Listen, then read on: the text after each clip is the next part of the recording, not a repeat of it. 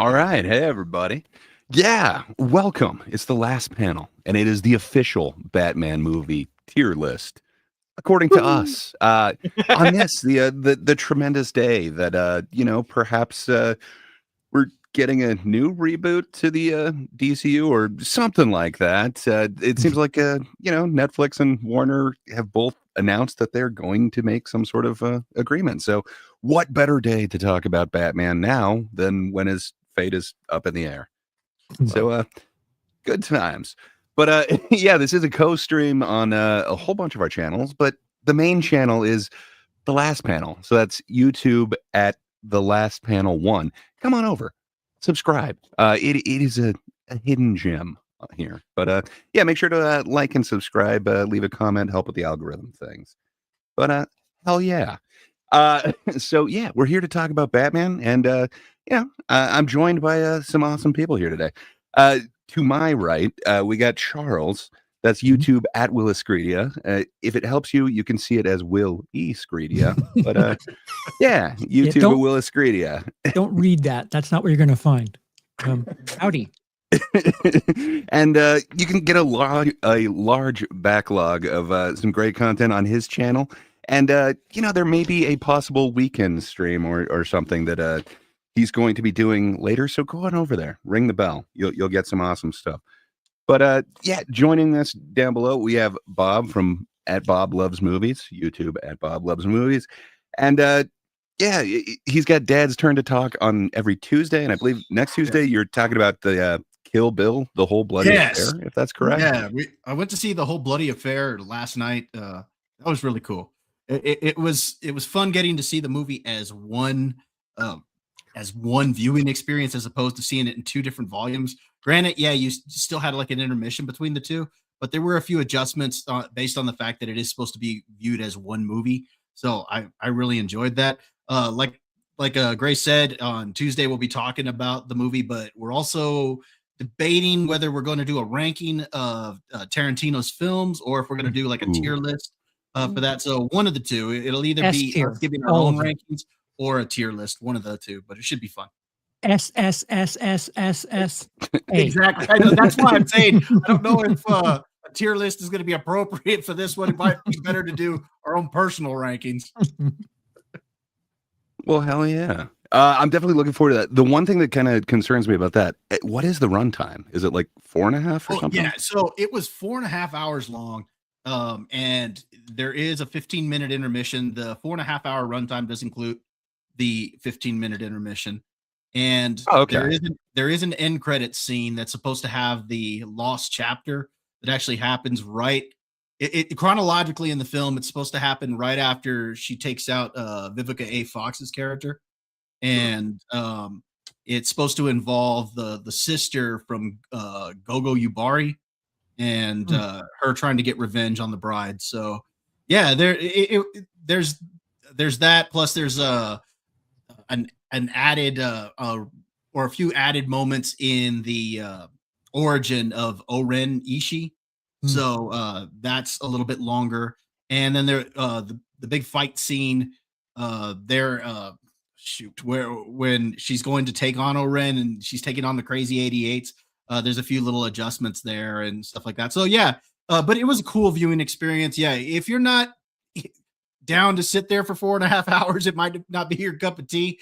But to be honest, with some of the stinkers that I've seen this year, I'd much rather sit through that 4.5 hours than go see Snow White again, So yeah. Well, I mean, none of us got to experience this as one in an actual theater. I don't know. It just sounds like such an amazing experience. It was really cool. I had a good time with it. Yeah, I recently just watched most of both of them. My wife broke her leg earlier this year, and while we were waiting for like the surgery, they kept pushing it back. So we were there for what should have been short amount of time. It ended up being like a 5-hour chunk. But man, I wish I could have gotten kind of this experience and in a theater. So I might have to do that. Especially, man, I love those soundtracks. But sorry, I have. It's so good. I have ignored perhaps the most important person here, king of the last panel, the owner of the channel, Lapsed Comic Fan. Welcome to your own channel, sir. How you doing today? I'm good. I'm definitely not the most important person here, but yeah, I'm doing pretty good, man. I also would like to see all the movies, like the Kill Bill movies, is like kind of one thing. I've seen them back to back, but never as like one feature, which I think would be awesome. Yeah, I think so too, especially when they kind of cut out. I'm assuming that kind of, hey, I have failed at my job because I haven't introduced our latest and greatest panelist. That is Warren. Welcome, sir. You can catch him YouTube at Lunchbox Warren. And of course, you know that he is doing the adventures of Sig and Joe, and you can catch that over at Global Comics. But correct me if I'm wrong. You've got a draw stream scheduled for Tuesday, don't you, Warren? I have one scheduled for Tuesday, and I'm going to be doing one on Saturday too. So I just haven't scheduled that one. I was going to do the one on last Tuesday, but I rescheduled it because I was editing issue 4 of Sig and Joe. So Sig and Joe issue 4 should be going on to Global Comics here in the next week, I believe. I just got one more editor to go through, and it's my sister, and she's currently an English school teacher, and she is busy. So as soon as she gets some free time, she's going to go over my book for me. So, oh yeah, well that's awesome, man. Yeah, it just puts me to shame. I applaud the fact that you're able to get so much done, and get so many streams in too. Oh yeah. How you doing today, Warren? I'm doing all right. It's day 5 of my healthy little journey I'm trying out, and the diet's going really well. I quit smoking weed, and day 5 of that, and yeah, I'm fluctuating between all right and willing to choke a kitten. So I'm kind of going between those areas right now. Those first few days are the toughest, man. But dude, that's awesome. If you made it 5 days, you can make it longer. You got this. At least you had a canceled MSK stream. Yes, so, yes. Yeah. But tonight you're not in luck, buddy. No, and it's going to be fun tonight. Make sure you check that out, because I may rage quit about 30 minutes into it. So let's see how that goes. All right, guys. Well, I guess let's kind of get to it. Sorry, before we do that, it does look like there's a very awesome super chat coming in from Amanda Aaron. Hell yeah. I don't watch Batman movies, but I came to say hi, CP. You and Cody are overdue for live commentary. I think you are. You got to choose something, man. I answered. Fans are demanding. We're going to get around to something, but those of you with families and stuff have the holidays, so probably in January. But yeah, we'll figure something out. And she also requested Seed of Chucky. Ugh. Oh boy! Ugh. Oh, when it stops being good. Oh, Charles, double feature, Jason X, Spacein. And Puppet Kids in the same movie, dude. Come on, man. Same review. This is amazing. It works out perfectly. That is torture. You just have to throw on Leprechaun in the Hood, and it would be perfect trilogy right there.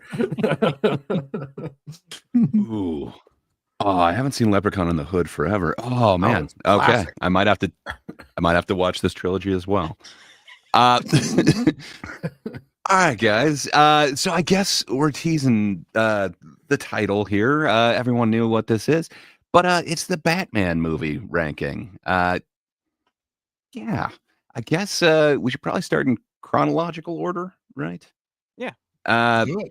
So yeah, I guess so. Lapsed, who is way more of a comic fan, and thus it's in his name, Lapsed comic fan. But yeah, he did point out that there were ones before this, but apparently I just don't believe they exist. I am unaware of them, and so it is a huge blind spot in my Batman knowledge. But hope they were good. Just in my heart, it all started with Adam West. Yeah, that's all I'm saying. But speaking of Adam West, it is the I forget the year, but the '60s Batman. Mm-hmm. Yeah. What do you guys think? Where would you put this? Charles, what's your experience with Adam West Batman? You like shark repellent or no?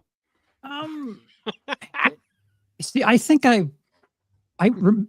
I remember watching the show more than the film, and I probably blend the two together. So there's probably things that happened on the series that I'm thinking of for the movie. So Mhm. I normally, considering what it is, and it's like hokey, like on purpose, I would call it like B tier for what it is. Fair enough. And the I could see silence is that. deafening. No, I do the same thing with blending it all together. How I remember it is like three different things. It's the movie where all the villains. It's the one where all the villains are together In a and- submarine. in a submarine, and it's the one where Batman's running around with the bomb. Oh, right, Yeah, right, they, right, they right. dehydrate Shark the repellent, World too. Council, they- which is only like 8 dudes for some reason. Yeah, and it's quite possibly one of the greatest pieces of comedy that's unintentional in certain parts, but I love this movie. You have to know it's intentional. It has to be intentional, right? So you're saying you love it. Where would you put it? S I to think poop, I know. I think apparently. B is good. I think B is a good. So can I intervene for a second? I wasn't here with you guys with the last one. Do we as a group need to agree Yeah. on its Yes. placement? Okay. So you Okay. can strategically rank it like an S and then hope that we'll Okay. get it up. All right. Yeah. But hopefully you're not going to do that and you're just going to rank with your heart. But we trust you. I'm an agent of Charles. chaos. All right. Oh no. Bob, what's your experience with Okay, so- 66 Batman? I think your experience with this movie depends on how much you watched it as a kid and how fond you were of the show itself. Now, the movie I have seen multiple times. I could probably quote a lot of it. Part of me wants to put this as an S tier simply because of the shark scene, where they pull out the shark repellent bat spray, or when he's running around with the bomb and he's like, some days you just can't get rid of a bomb. Or or that one of the riddles, the answer or the two answers were a bald point banana and Russians. And so Robin says, I've got it. Somebody Russian is going to slip on a banana peel and break their neck. Precisely, Robin. So, part of me wants to put it at an S tier for that. But as much as I love this show, this is a B at best. So I'm going to give it a B. Okay, so far everyone's going B. Warren, do you have a counter argument? Oh, I want to go S or A just because it does what it does so well, even though that if you look at it, like, it's not a great representation of Batman, of course, but it does just, it knows what it is and it lives in it. But I think B is a fair number. Like, if I go with my heart, I want to say S or A, but I'll go with B because I think B is fair if you really look at it. It did give us the great Simpsons thing where, he used carousel reversal spray. So, I mean, If I can Oh, white boy. knight this movie here for it is. just a minute, I got to say, this is designed as a B movie, and it plays exactly that way. It's perfect as a B movie. As B. Yeah, that's what I'm That going to is say. As a appropriate B tier, movie, sir. I don't think it belongs in S tier. Like, even if you're the best B movie ever, you're literally a B movie. That's how I always kind of viewed this one, but it is the perfect amount of camp. So What if it's the nostalgically, S tier of B movies? See, they're Um, yeah. that's what I'm saying. Nostalgically, it is S tier in my heart, but it is B tier in reality. Yeah, I'm not saying we're doing an objective ranking or anything like this, but it's a B movie. I don't see how a B movie could be S tier. No, in my it's opinion. a lot of fun. I mean, from them dehydrating everybody to the Penguin dressing up as that Commodore and going into the Batcave and it's just a lot of fun. It's a silly movie, but you have a good time with it. It's a good point. It's a AJ. great time. I think everyone, none of us hate this movie. I wonder if the kids today hate this movie. Well, I'm it's not like AJ in the chat says, I think whether or not you grew up on Adam West Batman would sway your opinion. Like, if you only know like everything after Nolan, this is probably a disgusting joke to you. Yeah. They've still got Lego Batman, so it's like you've got campy Batman with weird, But even Lego cartoony Batman, jokes. he's doing that. And hey, if you remember also, in the suit. It's all West. It's all West. Yeah, there's no fake muscles. There's no... It's all West, baby. You could have fooled me. I mean, All right, we're jumping ahead about 20 years now. We're out of the 60s. We're into 89. Batman. So we got Tim Burton, Michael Keaton, Jack Nicholson. Man, this it was a big event back in the day, and it was the first time we really got to see like a comic book movie kind of changed to a more serious tone on screen. There was the Fantastic Four, I think it was like 90 whatever. This really kind of good. Nothing. Charles, it sounds like you got something to say. Where would you rank this one? I just 89. wanted to understand how you would throw the Fantastic Four from 19 whatever the hell 91 in the same conversation. I was going to say we had more campy superheroes, and then I Okay. realized, okay, that was after this. But Charles, would you like to dance with the devil in the pale moonlight? Yeah, this is the first movie that I can remember like outside things happening. Like I remember the theater by me as a kid, like they were lined up outside or around the theater, and that was like a really big deal. And I don't know of a movie prior to Batman where people were like making a big deal of it in my lifetime. Granted, that's not much time at that point, but having seen the series and the 66 film prior to that, I didn't realize dark could be fun. And man, Jack Nicholson is perhaps the best Joker, arguably. He's got some of the best lines. I mean, it's all subjective, but Uh-huh. come on, the whole "you wouldn't hit a guy with glasses" like that's great. Yeah. I absolutely love it. I'm I going just to love it say where he shoots his henchman. Where it's like, why did It's on anybody the tell me he's $1 got one of those bill. things? Gun. And he Come turned on, around. man. Penis gun? Come on, dude. Like, yeah, I'm going S because this blends everything really well. I can respect it. Warren, where would you put Batman 89? I'm gonna go with S2 because I think even though like you can argue how accurate it is to the comic book, you can argue a lot of things about it, but at the same time though, that when this came out, this was kind of like Blade's impact when it came to superhero movies. Like this was like, okay, we got to take this somewhat seriously. I still consider Keaton one of the best Batman Bruce Wayne representations so far. So I would really, I'm gonna go strong. Yeah, it's an S tier. I don't know if Jack Nicholson is the best Joker because of another actor who did it. We'll talk about here Jared later. Leto. But if he isn't, you called me out. No, if he isn't, he's right there underneath it because he does do the even so much as when they had the three Jokers. Essentially, the gangster Joker was Jack Nicholson's Joker. So it was like he had an impact the way Nicholson did it. Plus, who plays violent crazy better than Nicholson at that time? I mean, it was everything was in there that even if it's not great, it was great for what the impact that it made. So yeah, I give that one an S tier. Lapsed, where would you go? We got two S's on this. Batman 89. Did it have as big of an impact on you? oh yeah, huge impact. So I went to see this movie with my uncle. This was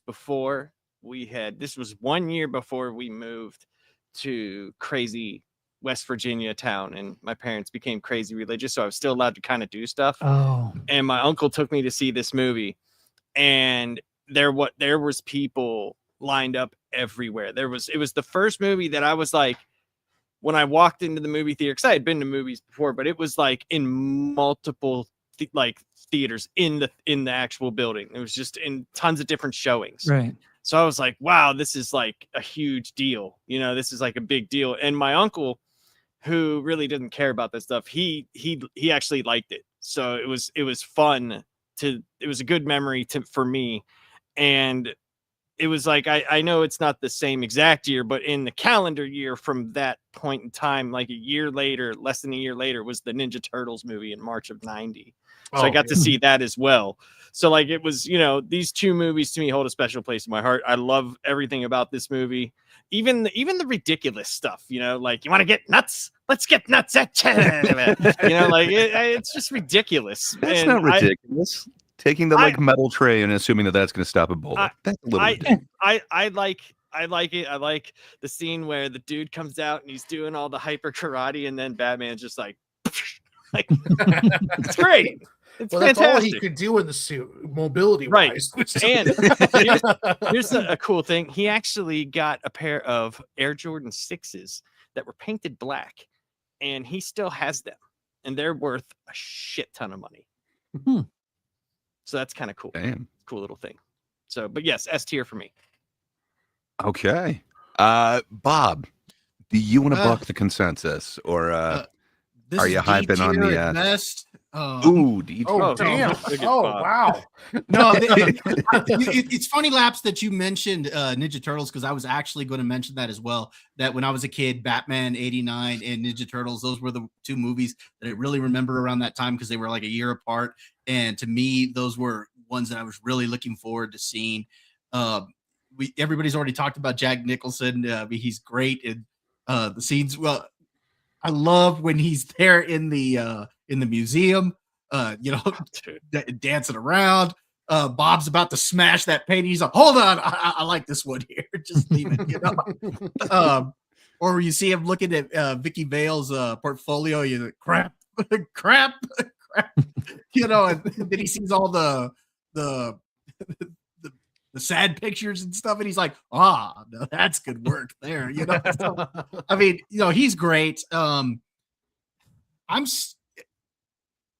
of me wants to put this at a high A, simply because over the years, I'm not quite as fond of it now as I was when I was younger, but I think it still holds an S tier overall, just simply because even if I might not like it as much, I think its cultural impact is still undeniable. And I still think that Keaton is one of the best Batman. So I'm going to still put it as an S. I think it's responsible for the shift, if you think about it. Like what superhero movie was dark like that before this movie? Yep. Yeah. They finally got the tone right. Sorry, go ahead. The only thing I would criticize is that it does kind of kicked off the realistic Batman era, and I really don't like that era. Even though we're getting some good movies out of it, I really want to see more Arkham style Batman movies where we get Killer Crocs, we get better reference, like not the Schumacher ones. They went kind of more towards 66. But I don't like the realistic Batman nearly as much. But that still, though, it's an amazing movie. I hear what you're saying. If I can White Knight the Dark Knight, weird phrasing there. It's still very, very Tim Burton. Like I wouldn't say that it's like realistic Batman by any means.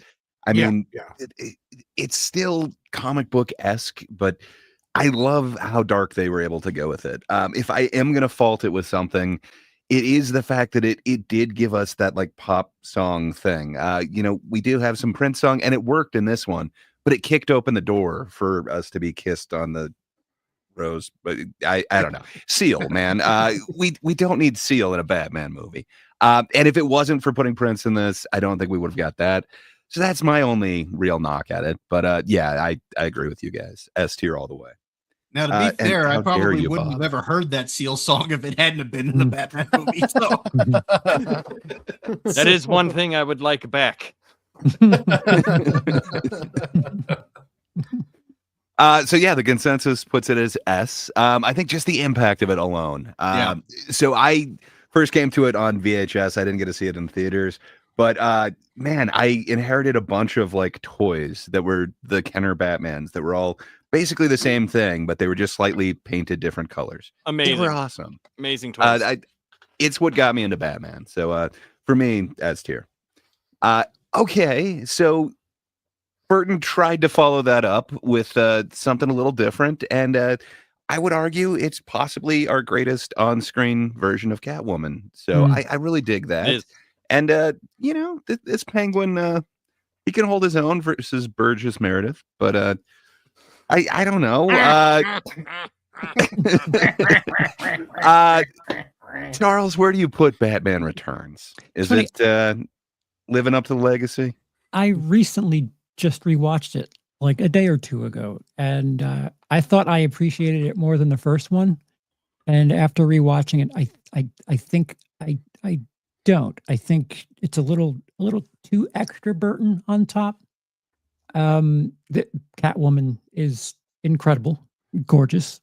But the balance of dark is a little too many sexual references for my taste. Like it's punny, but at the same time, the first one managed to refrain from that. It's not like I mind it.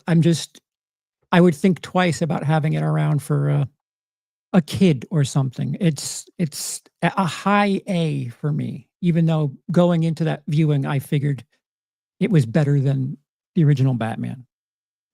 I think kids are so maybe I'm wrong, and as a non-parent, I don't know. I just know I was a kid that experienced this movie, and a lot of that stuff went over my head. But man, did I like Catwoman! A lot of like shootings, a lot of damage in this movie that I just misremembered. Just a lot of I don't know. I don't know What why you're I'm being- saying, but Christopher Walken though. Yeah, yeah. Warren. Sorry, you didn't actually give us a spot though, did you? You just said that it was less. I said a high A. Sorry, I missed that. I was trying to pull Walken's name. It was hard. Warren, what say you, sir? Where would you put Batman Returns? That's I'm gonna go with S tier just because I liked the representation of Catwoman. I love DeVito as Penguin, even though I went a little bit too sewery. I like more like arms dealer Penguin. Like the Colin Farrell Penguin was awesome, but this one was kind of like Burgess Meredith, but with like a mutant kind of deal going on. But I think it's still, if it's not S, it's definitely like Charles said, like an A plus. Like you misspelled a word on one of the questions, you kind of deal for a perfect score. But it was a little bit more Burton, and also too, it's like Batman kills like 20 people in that movie, so like there is another part of that too. So, but I'll give it an A tier. I think I'll give it A. Yeah, I think it's more proper. All right. Bob, I'm switching down to you now. What say you? You were going kind of low for Batman 89. Where are you going for Batman Returns? Warren, you mentioned that Batman kills like 20 people. The first thought that came to my mind was, it could be worse. My nose could be gushing blood. Okay, story-wise, I don't like this one as much as Batman 89. I want to put this as a B. However, there are two trump cards that are going to automatically make me put this as an A. And that is Catwoman. Catwoman looks awesome in that suit. And Michelle Pfeiffer is great in that role. So that's trump card number one. And trump card number two is Christopher Walken. Those two reasons alone, this deserves an A tier simply for those alone. So even though the story for me is more along the lines of a B, there are the things I really enjoyed about it. I really enjoyed. So I'm going to put this as an A. Respectable. Lapsed. Are you going to break the consensus here? Would you rank it other than an A? I give it an A, but I give it a low. I was thinking high B, low A, but it's an A for me. I think for people that were making comic book movies that decided to change things, change costumes. I mean, this is a perfect example of why you can still have someone as amazingly beautiful as Catwoman, but still be badass. Like the femininity was on point, but she was also a badass. Like when she stuck him in the side with the freaking thing, like, and it was just like, oh my God. And as over the top as Danny DeVito was, the way that I judge the Penguin is as much as I like Colin Farrell's Penguin, I look at, could I see this person owning the Iceberg Lounge? And could there be penguins serving me drinks? And I just don't see that with Colin Farrell, but I definitely see it with Danny DeVito. And I mean, the story is weaker, in my opinion, but the overall, I thought it got the city correct. Gotham, I thought, looked great. And there's only one other Gotham I like better. But for as the comic books were at the time, with the cultural shift from The Dark Knight Returns to what they were going up to into the 90s with like No Man's Land and stuff like that, I thought the city was represented very good. And even with the crazy people, circus people in the beginning, there was a lot of that type of stuff. There was a lot of those type of gangs that were running around in Gotham. And I like the movie a lot, but the story's a little bit weaker for me, but I thought the characters were great. Yeah, from a movie perspective, they kind of waste the reveal of Penguin because they make it see like he's this creature, this legend, and then within the first 20 minutes, they just show him like the way that for a movie like that, you build that up to have this be some sort of horrific reveal, but they just don't do it. Like they're making this legend out of him in the beginning, and then they don't, like, the first shot of him isn't that big a deal, and it's kind of confusing, a little anticlimactic for the sake of building that legend. Plus, it's got the let me pin it on you, right on that titty of yours. There you go. Oh, did I get it? No, I didn't. Animatronic penguins, though, like I don't know, the puppet work in this, the overall like set. It's the best overall like props and sets for any of the Batman ones. Were both of the Burton ones for some reason. And he had the umbrella copter. I mean, yeah, right there. Not only that, Batman's toys all get upgraded in this one too. I think it's the first Batarang. I don't believe that was in the first one. But man, so many good things going on in this one. But yeah, I think it is kind of a step down. So I agree with the consensus. We got to disagree somewhere, guys. But yeah, let's go A for that one. Okay, I know this one is Charles's favorite. So we were just going to do the live action ones, but there were two more that were released theatrically. So it is only fair to get them. So this one is from Batman the Animated Series. I forget the year. I probably should have had that up in front of me. It looks like it was, I don't know. But Batman Mask of the Phantasm, it had to be in the 90s at some point. Yeah, it's the only theatrical one from Batman the Animated Series, if I remember correctly. It was 93. Yeah, it was, I think 93. It was on Thank Day, you. Wasn't it? Nice. Or was it like a couple days before? I can't remember. I do not know, but I will trust you on that. It sounds Day. like it was a present to us all. Oh yeah. But yeah, I remember this one fondly, but I was very late to the game. I remember seeing this. I don't know. I want to say it was like 10 years ago now. I was very late to this. Love Batman the Animated Series, but yeah, just for some reason didn't see Mask of the Phantasm. I'm not sure why. So I guess I'll vote second to last on this. Charles will get the final say as to what tier it goes in. But I don't know, Bob, you familiar with Batman Mask of the Phantasm? I have not seen Mask of the Phantasm. Oh, in no. years. No, I've seen it. It's been years since I've seen it. Get out! I think the last time I saw it, I was probably, oh gosh, I'm really dating myself here, but probably in my 20s, so probably 20 years ago. I mean, it's been that long since I've seen this. However, if you have HBO Max, just sorry to interrupt, they have updated it as a 4K, totally redone, Oh, hell yeah. and it is beautiful. So just go watch it. All right, I'll go check that out. Do you mean HBO Max as presented by Netflix? As presented by Netflix until quarter 3 of 2026. But from what I remember really enjoying this because, like everybody up here, most of us we grew up watching Batman the Animated Series, or we were real fans of that growing up. And Kevin Conroy, he's the voice that we remember as Batman, or the one that we identify as Batman. And I really enjoyed this one when I did see it. Because I haven't seen it in so long, I'm probably going to leave it at an A tier. I'm not sure if it's going to be, it might go up to an S for me if I see it again, but I'm going to put it as an A because I remember really liking this movie. Fair enough. Lapsed. What about This you, is sir? S tier for me, 100%. Okay. It's I was the going to say you anime. remember it fondly on Christmas Day, so Well, that's I awesome. also just watched this like 2 days ago again. I In I watched 4K? this. Yes, I watched this On like once. Netflix? It was on HBO. It was on HBO Flix. Same thing. It was on Netbo. Netmax. You say potato, I say potato. So one of the really great things about this was they had full orchestration for everything. And the beginning shows it, and you could see the step up in animation.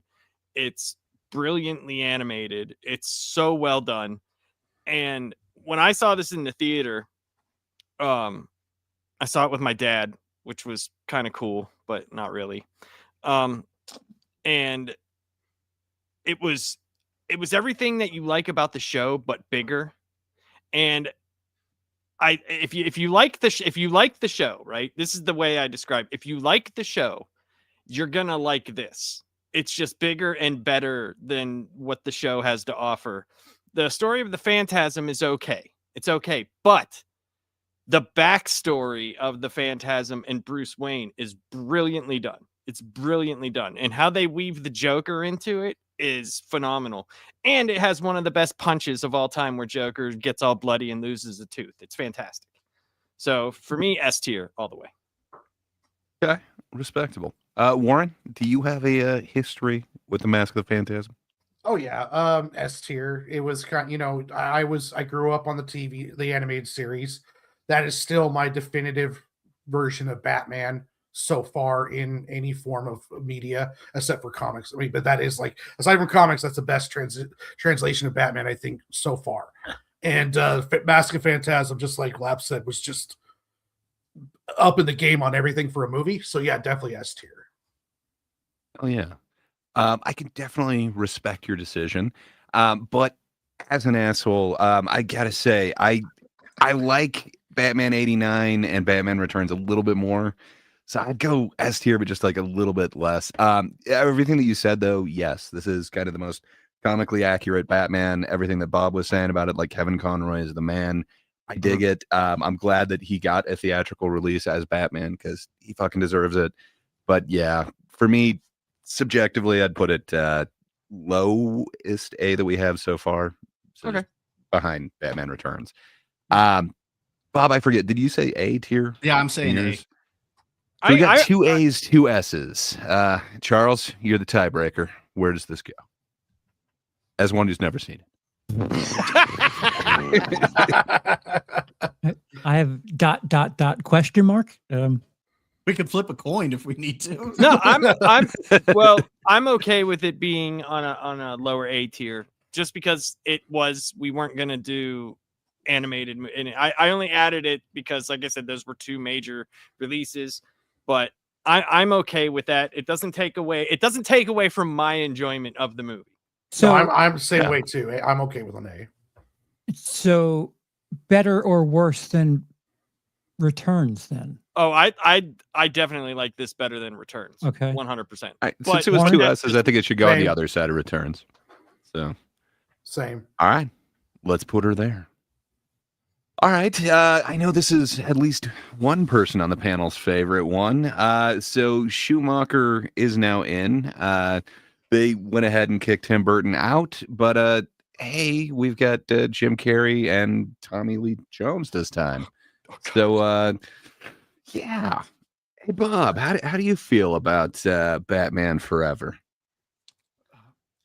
Bat nipples, S tier, easily, So, for me, I really do like Batman Forever. I kind of would really have loved to have seen the Schumacher cut that's rumored to be out there, the kind of the darker version. But for me, this is a solid. I'm going to say a solid A movie. Because to me, this almost feels more like a comic book world than what the than what Batman 89 and Batman Returns feel like. So to me, I think this is closer as far as as feeling more like the comic book. Jim Carrey is great as the Riddler. The downside I would actually give is Tommy Lee Jones as Two-Face. I think that was a step down from Billy D. Williams. I think I wish they would have kept him in the role. That would have been awesome. Also, I know some people are not a big fan of Chris O'Donnell as Robin, but I was fine with him. I do like the inclusion of Robin. I think it was about time that we actually have Robin in one of the Batman movies. So for me, this is a solid A. Okay, I hear you. Lapsed as a I will. a big fan of the comic book. How did Tommy Lee Jones work for you? Is that I your will Two-Face? politely disagree. This is a D tier for me personally. That's fine. You can be wrong. That's okay. I say, well, I'm wrong. I'm wrong about a lot of things. So I mean, No, it's cool. no different than most things in life. But I did like the deleted scene of the Bat coming in because that's very big in Batman lore. The main problem I had with this is the things that Bob mentioned that were good, they detracted because they went backwards. You can see where in The Dark Knight Returns, the comic book, is the quintessential, this is the dark telling of Batman, and this is where we're going now. Frank Miller was like, this is where Batman is going. And that's where a lot of the comic books started going, up until the point where, like I said, we got No Man's Land and we got Nightfall. We got a lot of those things. The story was so lighthearted that it didn't match the tone of where everything in Batman was going to that point. We already had, the animated series. We had certain things that were out that were the right way to do Batman. And I know why they did this. Like, everybody knows why they did this, because Batman Returns, they geared it towards kids. I mean, there were Burger King kids cups with like Catwoman's abs and like shit. You know what I mean? There was just, and Martin was just like, I God remember damn that it, shit. Tim Burton. Like, this is a voluptuous shaped butt. People cannot drink Coke out of that. Oh, I can. I have no problem doing it. But, right now.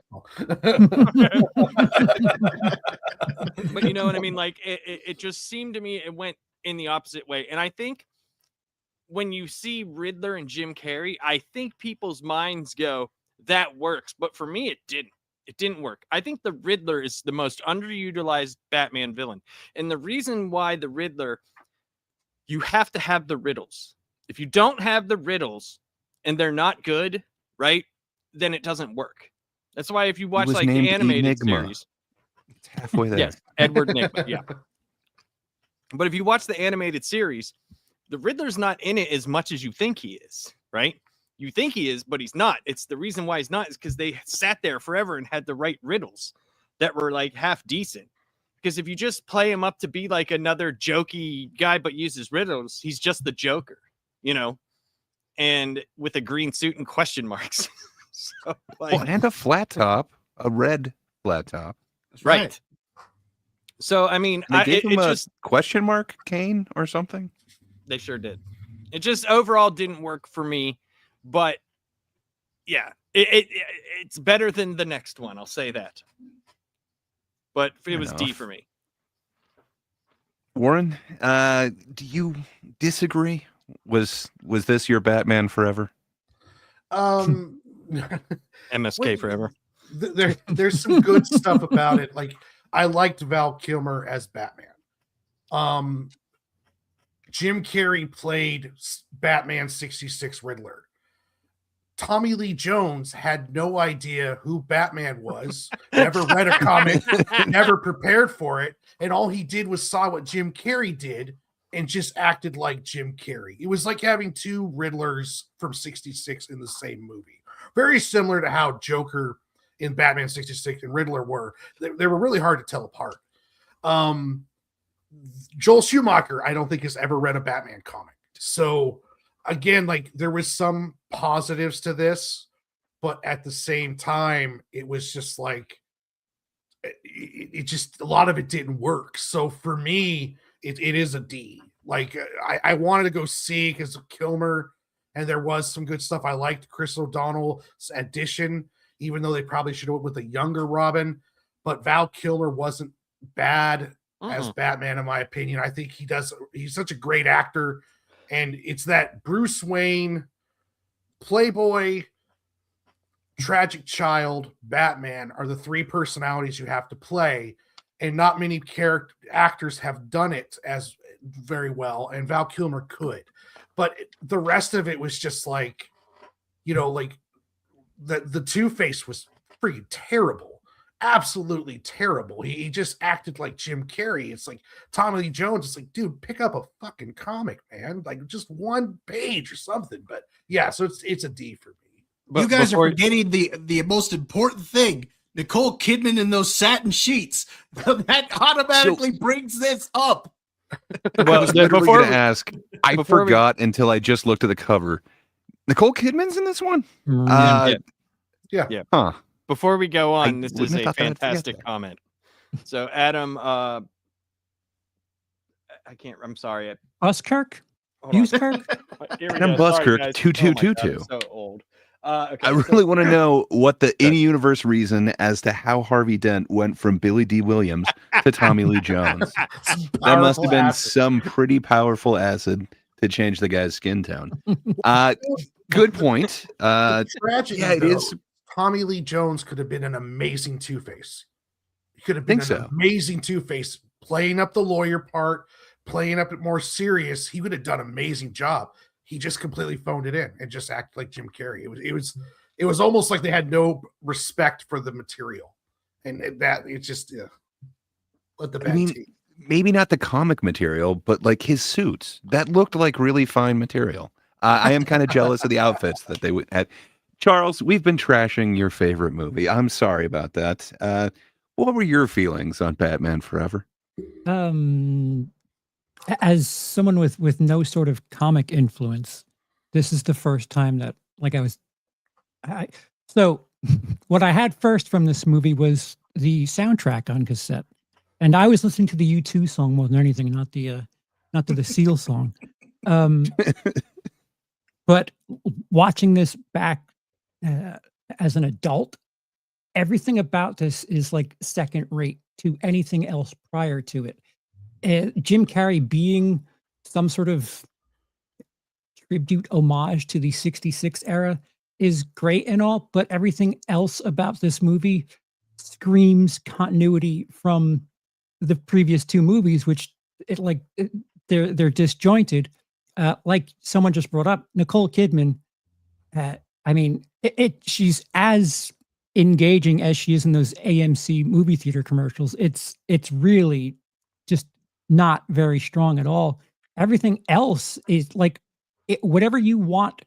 I can name you a better version of that character in anywhere else in the storyline. It's a low C to me. Okay, so you have ranked it. Wait, no, I think Bob, you ranked it a little high. I know Warren and Left. I just happen to really like it. I mean, Fair everybody's enough. criticisms. I get it, and pretty much every one of the criticisms y'all have are a lot of the same criticisms I'm going to use for the next one. But yeah, just for some reason though, I still liked this one. I mean, I agree with the criticisms, but I don't know. This is still fun to me. Fair enough. Yeah.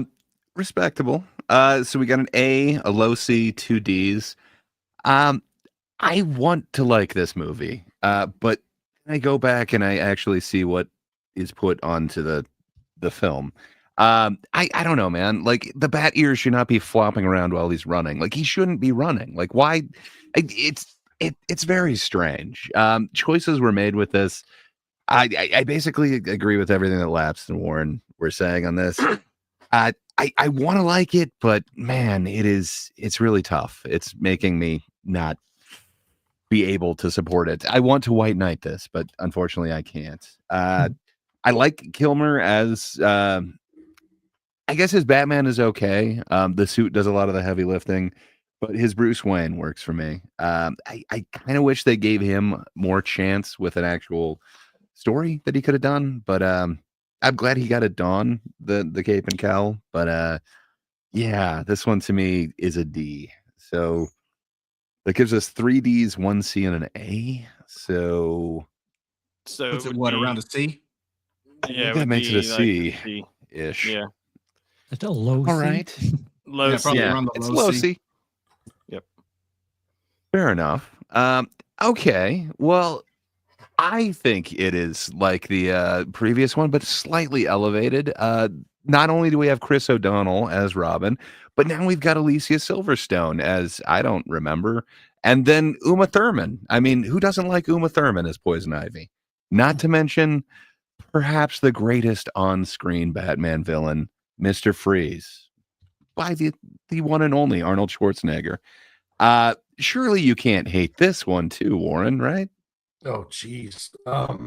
We're forgetting though. This is absolutely the worst representation of Bane, probably in any form of media ever. Like it was just a complete utter failure as Bane. Everyone was phoning it in. Who pictured Arnold Schwarzenegger as a cryogenic scientist is beyond me. The quips were all over the place. The one-liners. Everybody, You got the Alicia Silverstone Batgirl ass scene. For some reason, Jim Gordon has absolutely no role in any of these Batman movies, let alone except for Mask of Phantasm. But the other ones, Jim Gordon is like gone. Even in '66 Batman, Jim Gordon is like a side character that doesn't really mean anything. So yeah, for me, this is poop. Easily poop. If there was a tier lower, Are you than forgetting poop, the I'd bat skates though? Come on. Mm. They're harkening back to the 66 one. Now he's got gadgets that are situation specific. I mean, bat skates. Who would have thought that he'd need those? That's why I'm in therapy. It's because of Yeah. Fair enough. Bob, you gotta like this one more than Batman Forever, right? Well, where Batman Forever has bat nipples, this one has twice as many bat nipples in it. It's got 3 times as many asses in it. At the end of the day, I do think this is poop. I think this is garbage. Now, to be honest, I have seen interviews where Schumacher was saying he tried to make it like this. So if that's the case, I mean, he succeeded. Mm. Maybe this is the S tier of poop, but yeah, it's pretty bad. The casting choices Forgetting Clooney though. Yeah, the casting choices are very questionable. Again, where I like Chris O'Donnell in Batman Forever, I don't particularly like him in this one, but I don't like any of the actors in this one. I think they're all pretty bad, and a lot of that has to do with the material that they're given with this. So I am going to say poop with this one. Take 2 of these and call me in the morning. Lapsed. Forget about that. Don't forget about that Batman credit card that he's got. Oh God, credit card. Never leaves the cave without it. I mean, you can't. You might have an emergency. Lapsed. Are you happy that we finally got Mr. Freeze on screen and you Nope. you finally get to see the backstory there? Oh, Nope. come on. It's so poignant. I need to conduct everybody. 3-4 timing, everyone. I don't know. It was oh my God. This movie is so bad. It's one of those things that like I can watch because it's so bad. And like the whole plot with Poison Ivy. I'm gonna wear my rubber lips. And it does not work, you see. And it's just like it harkened back to everything that was wrong with Batman, but not done in the right style. Like Batman 66 was camp for the sake of camp. They might have made this movie to be campy, and that's fine, but that wasn't the way that we as a society was moving. That wasn't the way, it was 1997, man. Everything was, counterculture at that point in time. And this wasn't even the opposite of counterculture. This was just bad. It was just not good. And bat skates, well, you might need them. I don't want to see them. It's not what I had. Batman on Ice and doesn't sound good at all. Like, Just You know, talk the about thing it. is, We is could that I sell think, the stage show, Batman we on could. Ice. It'll be We great. could. you know, the thing is I actually think there's a couple things here that could have made for an interesting story had they actually taken this a little bit more seriously. Like the idea of Alfred being sick and them kind of having to figure out how to work together without Alfred kind of being that voice to kind of guide them together. I think that could have been really interesting, but everything else around it was just so awful Mhm. that that story, which again could have been interesting, just that fell flat too. Yeah, it would have been a great thing, especially showing like you could have showed Bruce going through almost some PTSD because it's like he lost his parents. Now his only father figure left is dying, and you could have seen some desperation at him, and that could have caused more of a rift between him and Robin. They kind of started doing the whole Robin Batman rift in that, but it was really just because of ridiculous. But yeah, there's a lot of stuff they could have done. It's just they completely failure all the way around. Robin didn't refill the Nescafe. That's what happened. Yeah. He was just, George Clooney was just upset. He was upset. Charles, I know you're a fan of the Clunes, and I'm sorry that we have besmirched one of your favorite films. What are you trying to put all these not true thoughts in my head, sir? What's your feelings on Batman Forever? Oh, no, sorry. Batman and Robin. Excuse me. Everything I feel about Batman Forever, the volume is just turned up on this, and in the negative way. It's just very, very bad. And like Laps said, you think about stuff that was coming out around that time, like Independence Day had come out the summer before that. The Rock action movies were very grounded, and then you have this cartoon of a movie coming It was out. ground. It had holes in it, but it was there. Ground chuck, if anything. No, it is it's poop. It is the worst thing that has had the word Batman on it, in my opinion. Wow. Okay, so if I can white knight this movie a little God bit, damn it. the only thing that I'm going to say is I enjoy it personally and subjectively a little bit more than Batman Forever. It is not good, but I would watch the Bat Skates and Mr. Freeze, just Schwarzenegger just chewing the scenery any day. For me, it kind of works. And then I dig Uma Thurman. I can remember that Uma Thurman's in this. I totally forgot that Nicole Kidman's in Batman Forever. I couldn't tell you what she does. Uma is hot. I remember more of this doubt. in a positive memory, but it's not a good film. It is. I'm sure there's some 5-year-old kid that watched this a bit when he was younger and, thinking, yeah, this is my favorite movie. And then growing up and realizing, oh, the favorite thing of mine when I was 5 actually sucks. Like we all have that moment. You know what's sad? Well, it was not a favorite thing actually or anything. My sister-in-law's favorite Batman movie. No. He loves Oh, George Clooney. No. Oh, She no. I loves can sit there and watch it. George is all I'm Clooney doesn't saying. even love his portrayal of Batman. I'm telling you, dude, she is obsessed with that cigarette butt of a human. Well, I'm definitely not giving it S tier, so I think no matter what, that puts it in poop, right? That's 4 poops and whatever I'm gonna give it. So I just wanted to hear 4 grown men say poop. All in the same all right. Well, yeah. All right. So we took a break for I believe over a decade at this point because Just of shy of that poop that we just declared. So yeah, then finally a different director, a director known for slightly more serious films. The Following and Memento, and I think he had one more.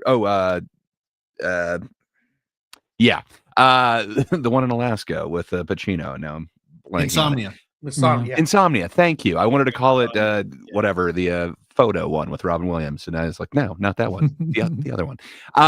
Yeah. So Nolan got to take over it, and he went for a grittier, more real life, more realistic, less comic book take on it. It swept the nation. Bob, did it get you? Were you swept up in the Batman Begins? All right, this is actually my favorite Batman film. I'm not saying it's the best Batman film.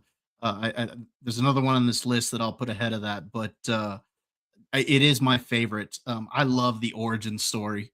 I love how they take time and actually building him up to be Batman. I mean, you don't actually see him in the costume until, what is it? Almost an hour into the movie. And I love Nolan as a director. Hans Zimmer doing the score. I think this is great. The only down I could probably give this would be Katie Holmes. She's not my favorite love interest. I'm not saying she's bad. It's just she's not my favorite love interest that he's had in any of the films. But I love this. I think they do a pretty good job of actually balancing out all of the villains, and you kind of see a little bit of different villains. You see, Carmine Falcone. So you see the underworld. You see the Scarecrow. You see Ra's al Ghul. You see all these different characters, and I think they did a pretty good job balancing them out. So for me, this is an S tier. I love it. I understand, it's not the most comic accurate Batman because again, it goes for that real world element, but just the build up and the story is great. I think this is actually Bale's best performance as Batman because this is the one he doesn't sound like he's gargling marbles the whole time. But yeah, for me, this is an S tier. I love this movie. That's respectable. Charles, I think you happen to appreciate Nolan's work. I do. Was this one impactful for you? Batman Begins. Yeah. Again, I'm not well versed on the comic stuff. So as the antidote to Batman and Robin, this being like really, really grounded, I like the idea of showing us just what type of training, what type of things a Bruce Wayne would have to do and show us like what his money does instead of just having a rich guy in a mansion, like his all of the stuff that gets sent to factories that he's getting caught stealing. Like Wayne is all over the place. Like it was subtle, but it was a nice little touch that, oh yeah, he's super rich and he's just not, just a playboy. He's more than that. And having the experience of seeing how he trains for things, and it's not just a guy in a suit. He's actually he can kick and things, and is not just a man with toys. I actually prefer Katie Holmes to everyone else that assumes her character in that trilogy there. Oh, that I'll agree with. I do think she's better than Maggie Gyllenhaal. Yeah. But Yeah, I was actually I was bummed out that it was Maggie Gyllenhaal after this, but Can you ever be bummed out by Maggie Gyllenhaal? I'm just this wow. one. Sorry. You have to watch The Gift, sir. That's all I'll tell you, for no other reason than for strategic studying purposes. But yeah, this is an A for me, a strong A. All right. Also respectable. Again, not a comic kid. I'm the movie kid here, so be gentle. Well, as a comic kid, you don't have to be super gentle, Warren. But what do you think of Batman Begins? Nolan's more gritty take. You said that you didn't like the era that was brought in. Here's kind of the main era of it. Your thoughts, sir? I don't like realistic Batman, but what Batman Begins does better than the original 89 Batman is that it gives all of the side characters more respect. Alfred is much more is beautifully played. Gordon is actually Gordon. They play respect to everybody. That's the whole trilogy did that through the whole thing. They played respect to these side characters. So for me, Batman Begins is an S tier because I rewatched it recently, and even though I don't like the realism and I'm not a fan of killing the villain, I don't think you always should have to kill the villain at the end of these movies, which would seem like you really, who would have loved to seen Jack Nicholson's Joker in a padded cell in Batman Returns? Who would have liked to seen Catwoman stick around for a couple more movies? So, but to me, this is an S tier movie. It plays respect. It has one of my favorite Batmobiles. I absolutely love the Tumbler, not because of the aesthetic, but just because of the engineering of it, I just absolutely loved the way the wheels worked. I loved the look of it. There are some problems with it, and I think Bale's performance is the weakest in the movie, but I still think it's an S tier movie. It just hits all the right beats, and it gives respect to the side characters that have not gotten no respect in any of those iterations except for Phantasm. Like all of the live action iterations we've gone through before, Gordon was a joke and not even a part of the movie. And now we get to see a real Gordon. We get to see a good Alfred, even though 89 Alfred is not bad. It's just it's you know, the Begins Alfred is just, you know, Michael Caine, you know, it's just Michael top Caine. tier. Yeah, so it's S tier for me on Begins. I totally get it. Lapsed. Is it as highly regarded by you, sir? I give it Batman an A. Begins. An A. Okay. My biggest problem with this movie is Ra's al Ghul. Like it's Liam Neeson, though. it's such a far derivative of what Ra's is in the comics, and I know that's like it's not doing that, and I get that, but you're since it's so grounded, you're taking out the mythicalness and the wonder that Ra's is like 1,000 years old. You know what I mean? Like, and I don't know, like that bothered me, but I will say I very much liked the tone of this movie. The tone felt like Batman to me, which was, you know, not always there. It wasn't always there for what we had gotten before this. You know, we went through a little bit of a rough patch there. And there was some movies that, you know, didn't get the tone right. And I thought Bruce coming back to the city, I like the year one aspect of it, because if they would have went that way, right? If they just would have went year one, which is 100% grounded Batman, it might have worked better to me. But as soon as you add Ra's al Ghul to the movie, I don't know, such a far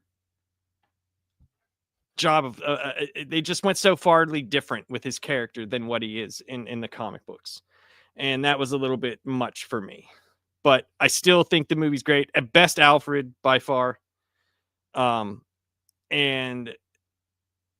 the thing with Alfred is, it's like he actually played Alfred as Alfred. I wouldn't even be surprised if Michael Caine was like, could you get me some Batman comics so I could see what this Alfred man does? You know, like, and just because he nailed it. The sage advice, the always walking in with a tray.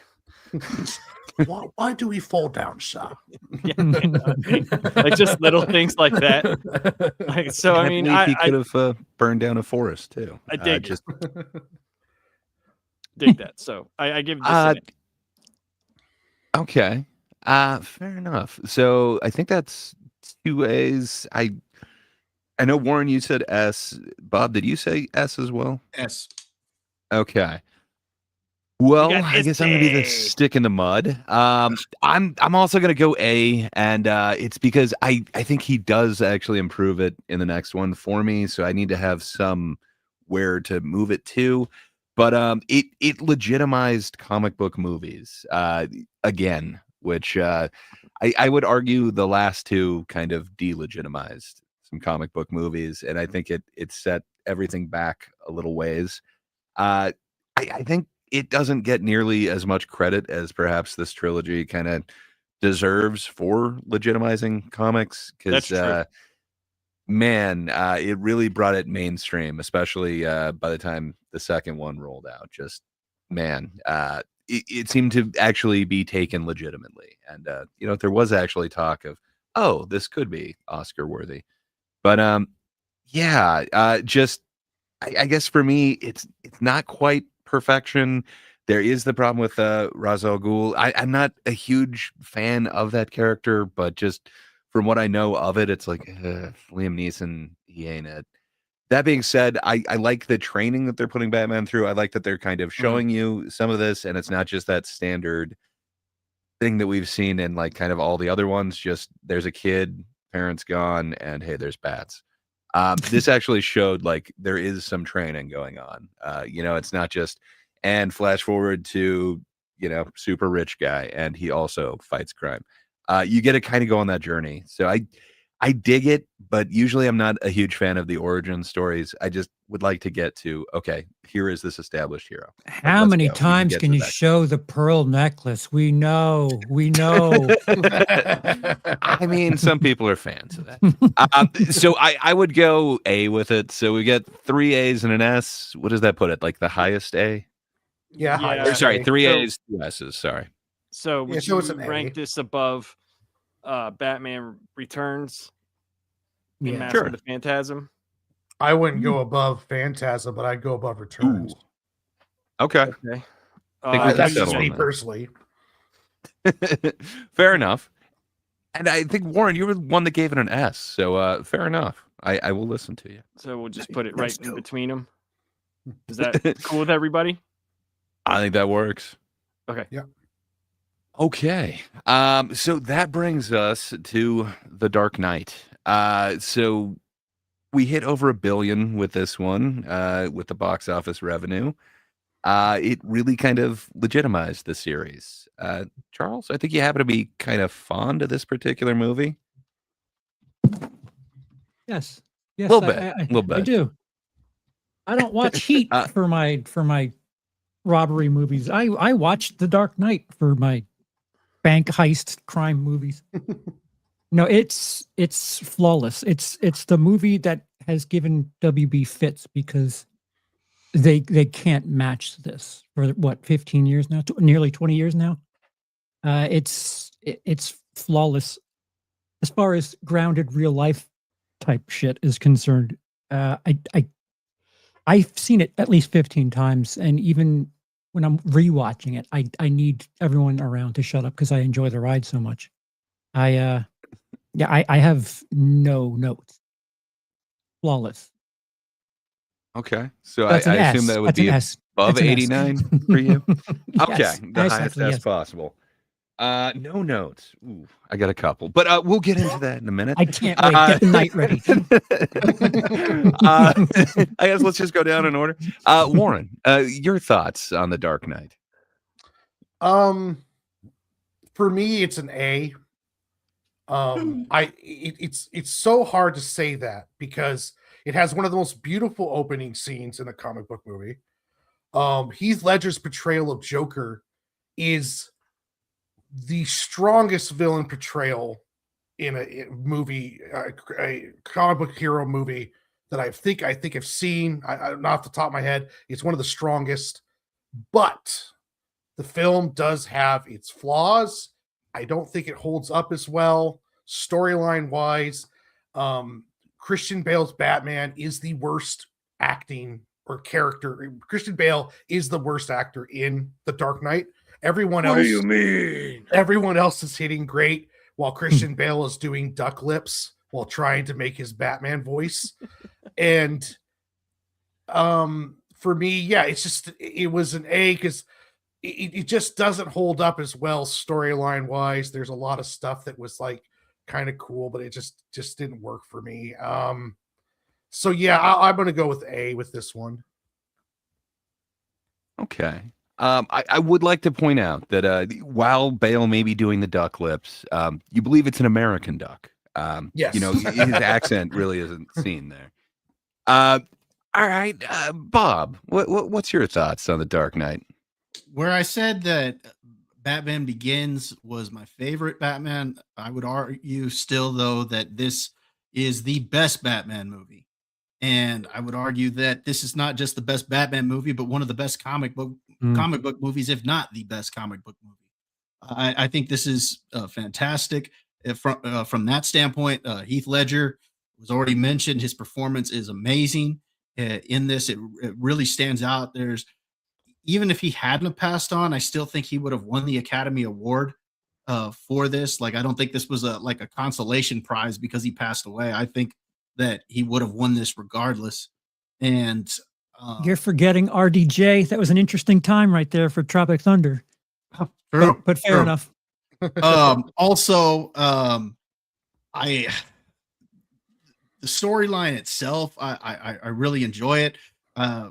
Where you talked about Warren, how the side characters got a lot of respect in the previous film. I think they really give Gordon a lot of respect in this film, and Yeah. Gary Oldman is awesome as Jim Gordon in this. Just a just a fun story with the Dark Knight. When I saw this, I was in San Antonio doing my AIT as an army medic, and I went to the theater on a weekend pass, and lo and behold, the entire theater was filled with army medics. And it got to the one scene where the phone is ringing and it's sewed into the guy's chest. And when the phone rings, you got the medic there in the movie saying, "Oh, it looks like he's got some kind of contusion." And as soon as he said contusion, every single medic in the theater were all, because we had just been learning about contusions and bruises and all this stuff. So we're all, and I'm thinking to myself, well, gosh, you can't take us anywhere. But yeah, the movie itself, I think, is just very well done. I think the representation of Two-Face is actually very good here as well. I think it's a strong representation how you take this character who is this White Knight, and that was the Joker's plan to bring him down a level and where he ends up. Now, this is a case in which I wish the character would have lived as well, but I like the ending of this film and the ending of Batman Begins. I think they're both very strong endings. In this case, where you see him, on the run, and you get that whole speech by Gordon as he's talking to his son, saying he's the hero that we need, but not the one we deserve, or something like that. And or no, he's the hero we need, but not the one we deserve. Or I'm getting it backwards, but yeah, that whole speech I think is awesome. So yeah, for me, this is an S tier. Oh yeah. Lapsed. What's your thoughts on the Dark Knight, sir? You like the gritty realism? Okay. So the problem I have with this movie is it was such a strong portrayal of the Joker by Heath Ledger that I thought that Harvey Dent's Two-Face it should have been set up for the next movie. That's what I thought, because they just made it out to be like, okay, he had this accident and Batman picked him over his girlfriend, as opposed to him going insane and having Big Bad Harv in his head and having that be something that haunted him, and him getting convictions based on the work that he would do under a mask. He would do crazy shit. And I don't know. It fell flat for me with Two-Face. I thought the makeup looked great. I thought that was cool. But like the whole like Gordon's kid thing and like all this, it was too much for how much stuff they were doing and stuff that they were actually utilizing from the comic books. They had the burning the money from the Long Halloween. They had a whole bunch of other references to Dark Knight Returns, other things like that I thought that it I don't know. It just, that part fell flat for me. If this would have just been the Joker all the way through, and then have Harvey's descent into madness because he couldn't bring the Joker in, where he had to take the side of Batman where he just didn't want to, and then have him save him instead of her. And that just totally, busts his mind, and he's like gone crazy and discredited, and then has the accident at the end of the movie and could possibly be in the third movie as opposed to what we ended up getting. Yeah, I give this an A. I still like the movie a lot. I still do. I still like the movie a lot. And I don't know. I just really didn't care about Two-Face in this movie at all, because we had something that was so special and never, especially, now that afterwards Heath Ledger died. We're never going to have it again. And if this was just all dedicated to him, especially with the way that the first movie ended with the card and the joke, all that stuff, it would have been great. It would have been great. But yeah, but I understand everybody's reasoning on why they think this is one of the best movies. Two-Face serves a purpose as a tertiary character here, because in the beginning, he's talking about Gotham. He's what Gotham wants or needs. See, now he's now what you confuse me, Gotham Bob. needs. Yeah, Right. he was the White Knight. He referred to him as right. White Knight. Yeah. And so the fact that Joker corrupted him, like that was to get to Batman. So like he needed to, for the purpose of this storyline in this one film, you needed him to go down. So like, I think for what they set up, it works well. And I think we all know that if Heath Ledger lived, we would have Joker in the next movie after this. And I understand Joker, but not that. that card. I understand that, but for him to go completely bananas and give up every single thing that he deserves because of a guy talking to him for 2 minutes, I don't know, dude. Like that just to me just doesn't. It doesn't sit well with me. You know, it doesn't sit well with me, and I just didn't like. You know, I just didn't like Two-Face in this. That's all. I thought the Harvey Dent portrayal was great. Thought that was great, but I think they could have used that motivation, especially whenever he was going to give himself up as Batman. You know what I mean? Like he was going to do those things. Like he was on the side of getting, but he needed it to be done his way. And as soon as it's not done his way, it should have come from Batman, not the Joker. It should have come from Batman getting the Joker and his way not working. And that should have taken over his multiple personalities. Do you think it would have worked better for you if, say, because you said if they had set him up maybe for a third movie, if they had shown the accident, and then maybe at the end of the film, that's when they have him wake up as Two-Face? Yeah, or he's already has the split, like because of what happened, and then the accident happens. So he's already crazy and wants to get back, and then that happens. It just makes more sense on why he would do the two sides of the coin, all of those things. See, I think like if they would have played it where Joker kills Rachel, and then Harvey starts going from I want, instead of being justice, he starts going towards vengeance. That would have been an interesting deal. And then have the big court case where he gets the acid, he goes to the hospital, and then Joker's running around. They had to have Harvey do a crime though, because the whole pinch of their story was Harvey had all these gangsters arrested, and if he does a crime, then that means all of his prosecutions get put into question. So I could see why they did that part of it, but I agree with Labs.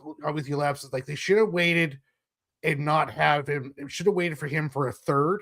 And I heard originally the plan, and I don't know if this is true or not, but I heard before Heath Ledger died, the original plan was Joker in Arkham, Harvey on the loose, and then from the rumors was Johnny Depp as Riddler as some kind of like investigator coming in, trying to find, while they're trying to also keep a buffer around Harvey, because if Harvey gets caught or gets there, all of his prosecutions all on those lines. So I don't know if that's true or not. I would have loved to seen Joker as a Silence of the Lambs, Hannibal Lecter in a cell playing off with Batman, even though Christian Bale, in my opinion, really, is kind of like the Tom Cruise of these series. Like you can put anyone else in there and it would have done better.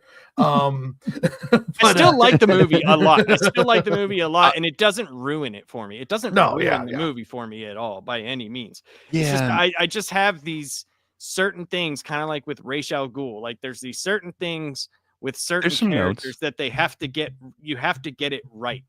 For me, personally. Yeah. Deathstroke would have been better than Ra's al Ghul. If it was Deathstroke. If it was Deathstroke, yes. Yeah, training Batman, or a young Bruce Wayne, and then he gets paid. See, what would have been great is if the Court of Owls story was around when Nolan was doing these. Because I think Nolan could have done an amazing Court of Owls story. It was, but if they were already in production, he would have had to do it in a third movie. Yeah. I mean, if that story had come out before Batman Begins, it would have been great to start working in Court of Owls. I think that would have been right up a realistic Batman kind of era. But yeah. Yeah. Well, But I it's gonna still love sound the like movie, I'm so just don't, copying you now, but Charles said he had no notes. I got a couple. First Can't note, wait. that bat voice. Why the bat voice though? Uh, Swear to me. I can't get over that. Great Bruce Wayne, but the bat voice. Yeah. So my grandpa loved Bruce. Excuse me. My grandpa loved John Wayne movies, and he made me just keep watching them. And one of his favorite was The Man Who Shot Liberty Valance. And this movie is essentially a remake of that. It's kind of fun, but it's like Batman put over that one. If you do get a chance to watch The Man Who Shot Liberty Valance, just I have seen it many just times. think of The Dark Knight a little bit. It kind of works in that way. And I think because they were trying to shove this into a Liberty Valance shaped hole, man, Harvey Dent just seems to be a little wasted for me. Harvey's okay. It's literally what gets him to make that journey. Now, it's just going to sound like I'm ripping off Lapsed here, but that's my main note is just, it sucks. Like, you're right. It works for this story, but man, there's just so much going on, like especially that long Halloween. And granted, one of the future ones also takes a whole bunch from that, but what they're able to do to actually corrupt Harvey just goes so much further than this. And then you can see after the acid attack, which that's the other thing, the incident that actually creates his accident or his future, if you will, his injuries. Man, it kind of needs to be not just some random explosion and then really CG fire on exactly half of his face. But man, like the acid, like I think that is so much more realistic than random explosion takes off just half my face down to the muscle, but nothing else. Because he I think dipped his that's face in the gasoline. You see, it was perfectly proportioned. yeah, no, like perfectly in half. No, I got you. Like the nose, literally right in half. Right.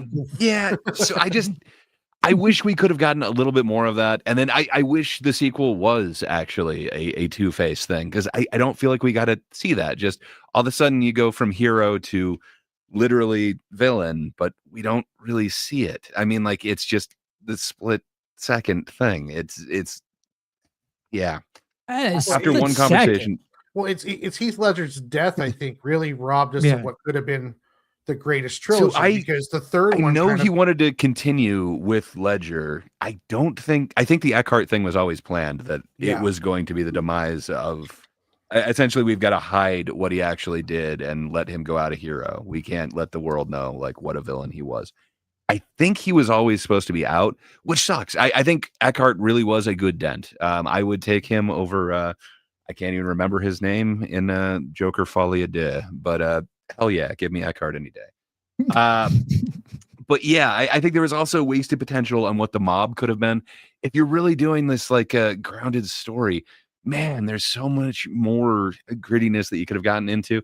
And Penguin kind of gets into that. I just think there's more of a mob angle that you could have gone on this. But that being said, I do really like this film. I think my biggest problem is that it ultimately kind of justifies the surveillance state on so-called terrorists. I'm not a huge fan of the implications of that, but that being said, I think this is my favorite Batman film. So yeah, I'd give it a high S. So we're gonna put it in S tier. All right. No notes. Where Okay. though? We got Okay, a few. so is it above Batman 89 or Yes. So we'll have to I say think- yes, no, Uh-oh. yes, no down the line. Uh-oh. Ray? I'm gonna say no. Okay. Traitor. Me personally, I'd put it yes, but I think we're gonna end up no. Charles? Yes. Yes. Above it, right? Yes. Yes. Yes. Okay. Warren? no. Me? No. Bob? Yes. Say yes So again. three- Say yes 3-2. twice. Yes. Did you not hear what I said earlier? This is one of the best comic book movies of all time. But I called It's it. also I one called of it. the best films of all time. Stay strong, Labs. Stay strong. Okay, now one that I don't think any of us would argue is the greatest film of all time. However, it does have a very iconic voice in it. Yeah, The Dark Knight Rises. Rate Oh. Nash. Bob, you seem to really like The Dark Knight. Any thoughts on Dark Knight Rises? I really enjoyed The Dark Knight Rises the night it came out. When I saw it in the theaters, I really had a good time with this one. I was really getting into the story. And on multiple rewatches, it's gone down the list a little bit for me simply because there is a lot of holes in this one. Like, the fact that Batman doesn't really need a doctor to fix his back, Dude. or he could go halfway around the world, without any money or anything like that. I mean, it just, there's a lot of holes in this, but Tom Hardy is still fun as Bane with that voice of his. I mean, just listening to him, behind you is Blackgate Prison. It's like listening to him. It's like you can't help but kind of enjoy that. Plus, I like how he bulked up for the role, but it's not a very accurate Bane either, though. So for me, I'm going to give this. All right. Story wise, and what I'm going to give this a B. I still think it's a pretty entertaining movie, and I think it's a lot better than Batman. Than say Batman and Robin, and I would argue, and I think it's better than the '66 Batman. So I'm going to put it as a B. Okay, respectable. It's a passing grade. Warren, what would you give Dark Knight Rises? Dark Knight Rises, I think, was an A, almost to an S, until he breaks his back, puts him on a 14-hour flight to go to some weird hole in the wall prison that happens to have local Gotham news cable, leaves him there, satellite, and then he cures himself after establishing that apparently after the Dark Knight and he stopped being Batman, but for some reason his entire body has turned to mush, which they completely forget about for the second half of the movie. So it's almost like it was like, oh, A, oh, we're going down to a C now. So for me, this film, I would be comfortable putting into a B, but for me, it was a C. I thought the plot was terrible. I thought they completely, it was, to me, it was almost like the writers really wanted to put Batman in that prison, the whole prison. So they didn't really care about how they got there. And it was just all over the place. They took a Bane, which was this amazing kind of cool character. He was more vicious than Batman. He was stronger than Batman. He was looking at Batman was looking like at a mirror of what he could have been if he was evil with Bane. And I liked that kind of what they're playing off of each other there. But then the prison thing, and for me, that just completely ruined the film. Just sitting there kind of like going, what? Why do they have Gotham cable? What, was he sitting in this cargo jet for 14 hours next to a Bruce who's all back broken and hurt, and he's just like, oh, would you like some peanuts? My fat Greek wedding's on. Would you like to watch it? What were they doing for that whole entire? It was just dumb to me. Rock, paper, scissors. So for me, the Dark Knight Rises was easily a C. I would be comfortable if we all choose B, but I'm going to go with a C with it because it was just like, oh, that after the back break, because the fight right before it was beautiful. You're friends with the Doc, all that stuff. He eviscerated him, but there was no reason to take him to the prison. Why not have him chained up on a truck and parade him around Gotham as like your symbol of protection is now nothing, something along those lines. But instead it's like, no, I'm going to take you to my ancient home and I'm just going to leave you here where you can apparently be fixed by your fellow inmates and then you'll escape. And I didn't mind him getting back to Gotham because if you're Bruce Wayne, dropping $1 million on an offshore account somewhere in case of emergency when you have to travel around or having connections, I get that. Who among us doesn't have that? Let's not also forget, in my opinion, the worst portrayal of Catwoman by Anne Hathaway. Even though she's a beautiful woman and a great actress, she just kind of fell flat and she didn't really portray the role well at all. And for me, it's just a C. You didn't like Ass Hathaway? Yes, No. She looks fine to me. Charles? Charles, are you an Anne Hathaway fan? I'm an Anne Hathaway fan. You're a I don't fan know of if Hathaway. are we not counting Catwoman in Catwoman?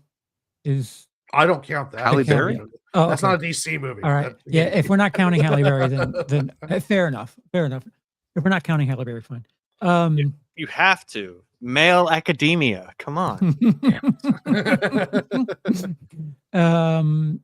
As someone who's had a disc replaced in my spine, not my entire back being broken, mind you, just a disc. And it was a rather swanky surgery where I had all of the hospitals and all that shit, all of the medication. I was on fentanyl before it was cool, and I was on the shelf for 6 fucking months. I find it hard to believe that this guy in a prison environment is just gonna will himself to feel better without any sort of assistance from. Well, he could see the light at the top. There was hope. Yeah, all right. Give me morphine every time and twice on Sunday. The morphine, the better. Tiny Yeah, roast. it has some strengths, but it has some glaring issues as well. Not to mention the death at the end by Talia al Ghul, which is, you didn't have a better take. That was your best take of that shot. What a strange thing to leave in a Christopher Nolan movie, but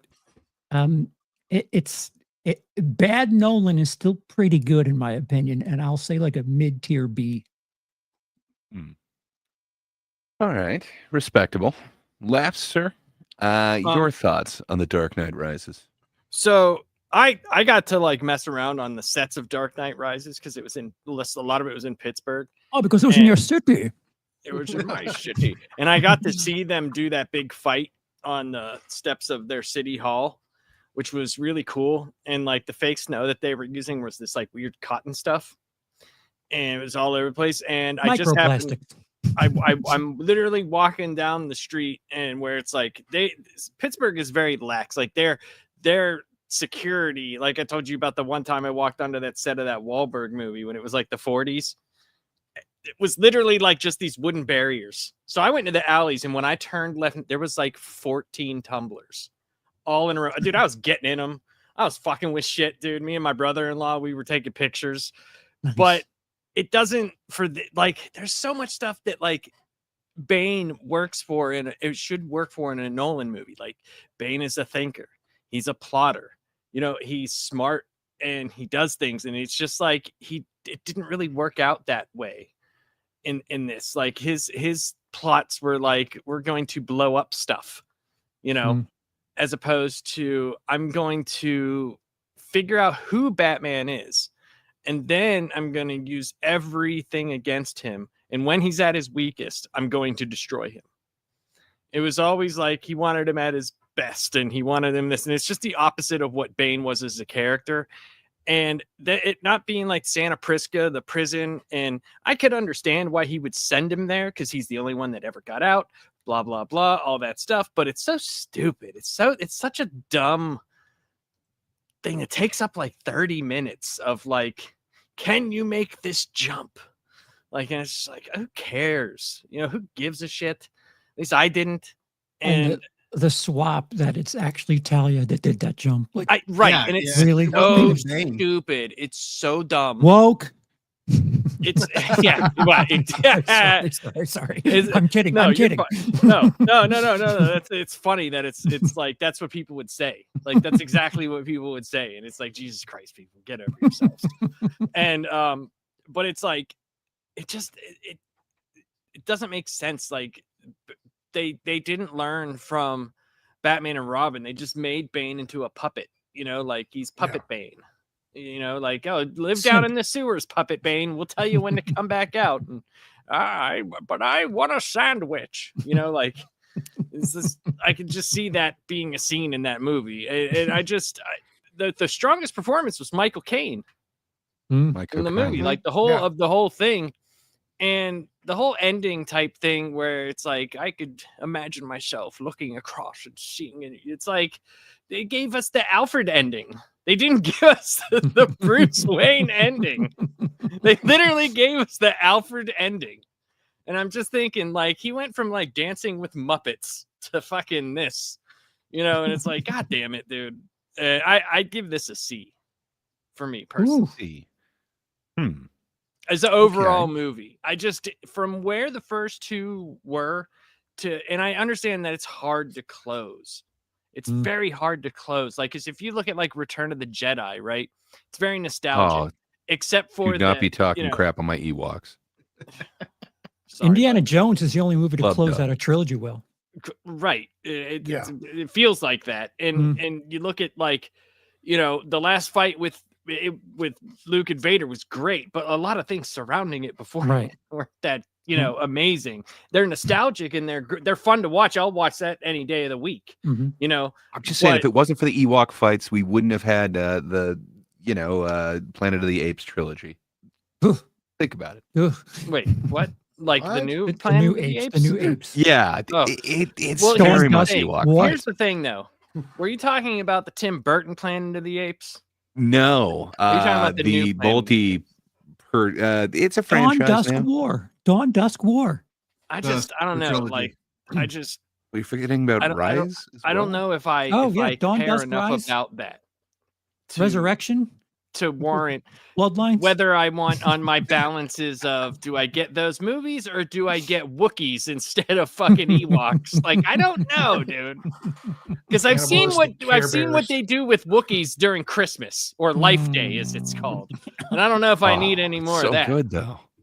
I'll take B. You got Arthur to meet the though. family. I'll take B. Arthur. Who wouldn't? Yeah. I hear what you're saying. I don't want to white knight this one too much. Yeah, it is definitely a step down from the other two for me. And it sucks because he did have a bunch of plans for kind of Heath Ledger beyond this, and then it's kind of Right. starting over at square one, which sucks. But the choices that were made, I love specifically the breaking of the bat storyline. It is just so amazing, and I don't feel like they did that justice, and I feel like you could do it in a somewhat realistic way. They almost got there, but just where you transition from that to the prison, like everything that you guys said, essentially, it doesn't work for me, and it kind of takes some of the punch out of that actual storyline. To me, I guess if they're going to go with that one, I wanted a little bit more, but then there's certain elements that seem very awesome. I love seeing the city in chaos. There's visuals like that whole football stadium is great. How do you convince every cop to go into the like? It doesn't. There's certain parts of it that just don't make sense to me. The fake out ending thing, I don't know. You could do better than this. I don't know why exactly this is the note that you have to leave it on. I'm just glad I we didn't remember get seeing the this one in Robin theater. movie. Fair enough. It could have been a possibility, but this forever cemented it not. And then the whole thing with the IMAX camera too. Like, I guess I didn't notice it in theater, but rewatches you can see which shots are like in IMAX and which ones aren't. Like all of a sudden it 100%, changes yeah. aspect ratio, and it's weird, man. Some choices were made with this, and I just wish he had kind of stuck with the choices that got us kind of more The Dark Knight than this one. So for me, I'd go C. There is a comment I kind of agree with that. Even Batman Forever, I think I'd rather watch that than The Dark Knight Rises. I agree with that. I kind of have no desire to see this. Wait, one more it's time? gonna Batman and Robin. Batman Forever. I think Oh. I'd want to see that one over Dark Knight Rises. No, And it says man, this. that's camp as hell. Bane alone is worth the rewatch. I'm sorry. Crashing display. See, I agree Bane with you is that in Batwoman Batman is Forever. so- Or no, excuse me, Batman and Robin, and I'd take that one too. What's weird is that you spend the first half of the Thank you, movie Harry Guy sketches. establishing Bane as kind of like this pinnacle equal to Batman, and then you spend the rest of the movie completely sidelining him. Like even the pit, like Batman's like, so the only person to escape is Bane. And he's like, okay, if I do this jump, he's in this competition spiritually with Bane in a way. And then they just take all of that away. It's like, no, Bane was rescued by Ra's al Ghul as he was ziplining down, and the actual person who did it was a small little child girl that Bane protected from being train raped by the other prisoners, apparently, because there's no guards there. So, I mean, like, based. I mean, it was just really weird. It was like they gave. It was almost like watching The Force Awakens and The Last Jedi, but it was all in one movie. Like the first half was Force Awakens, and The Last Jedi just spent the rest of the time dismantling the first part of it. So it was like, to me, it was just like, I don't know why you build a character up like that. I don't know why you establish Batman is broken and then not play into that more. I don't know why you don't. All of these decisions in the first half, then it was like all just kind of either forgotten or retroactively taken away in the second half. It was really weird choices. It was almost like two people wrote it and they were like fighting with each other. And it's just weird. Well, Nolan didn't want to do this, and Yeah. they threw all of the money at him. It does feel forced out of Yeah. all three of the movies. The Rises is the most one where it's like Nolan just kind of, well, I got to finish this, so let's do something. And I'll leave you an out at the end if you want to do the Robin movie. Fuck it. Yeah, it's gonna be called Robin Mysterious Skin 2. Yeah. Just so much that could have been done though. Like that buildup is so I just wish they had kind of paid it off how it really could have been. It's just one of my favorite storylines, the Broken Bat. So I happened to see, I think Charles, you had it as, was it an A? B. Oh, B. Okay, so we got B, C. We got 3 C's Warren, and 2 were you at B's, a I think, C? right? I was a C. Yeah. Yeah. Yeah. you So have it at, 3 C's, 2 B's. I had it as a B. Okay. Okay. Lapsed, were you weren't you C as well? Yes. Yeah. We have 3 C's and 2 B's. 2 B's. All right. Do we put it above or below? We can do a low B or the first C. I put it below Forever, but I think it's a C. I mean, you want to put it above Forever, that's fine too. But I don't. Charles will quit the stream if we my put it heart's below there. So I think out of principle, it looks so much better. I would put it above Forever or yes, in the C category. Okay, in the C. Okay, I'll put it above Forever. Yay. Compromise. Okay. Everyone's favorite Batman, Lego Batman. I only saw this one once. I like Will Arnett as Batman, but I don't remember much of it. To tell you the truth, I did not realize this was a theatrical movie. So, Yeah. but I know I didn't see it in the theaters, but I enjoyed it. So I don't know. I guess I'd give it a B. It seems like kind of a campy Batman one. But I don't really have much to say on this one. Charles, I don't think you've seen this one, right? No, I have. I watched you have? the Ooh, Lego nice. movie, not the Batman version, and I, like you, I didn't realize. I thought this was like DLC for the original movie. Like, oh, they have deleted scenes. Oh no, an entire movie. Okay, sure.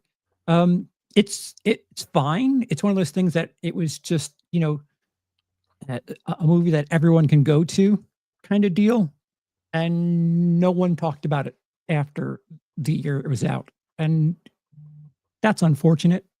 It did really well at the theater did. too. Yeah, it did. For I think it was like a 80 or 17, 90 right? million dollar budget. It made like 320, 330 or something like that. You have to look up the Good numbers. for I'm it. sorry.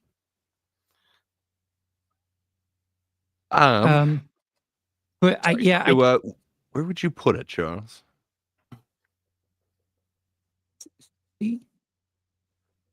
See? All right. question mark.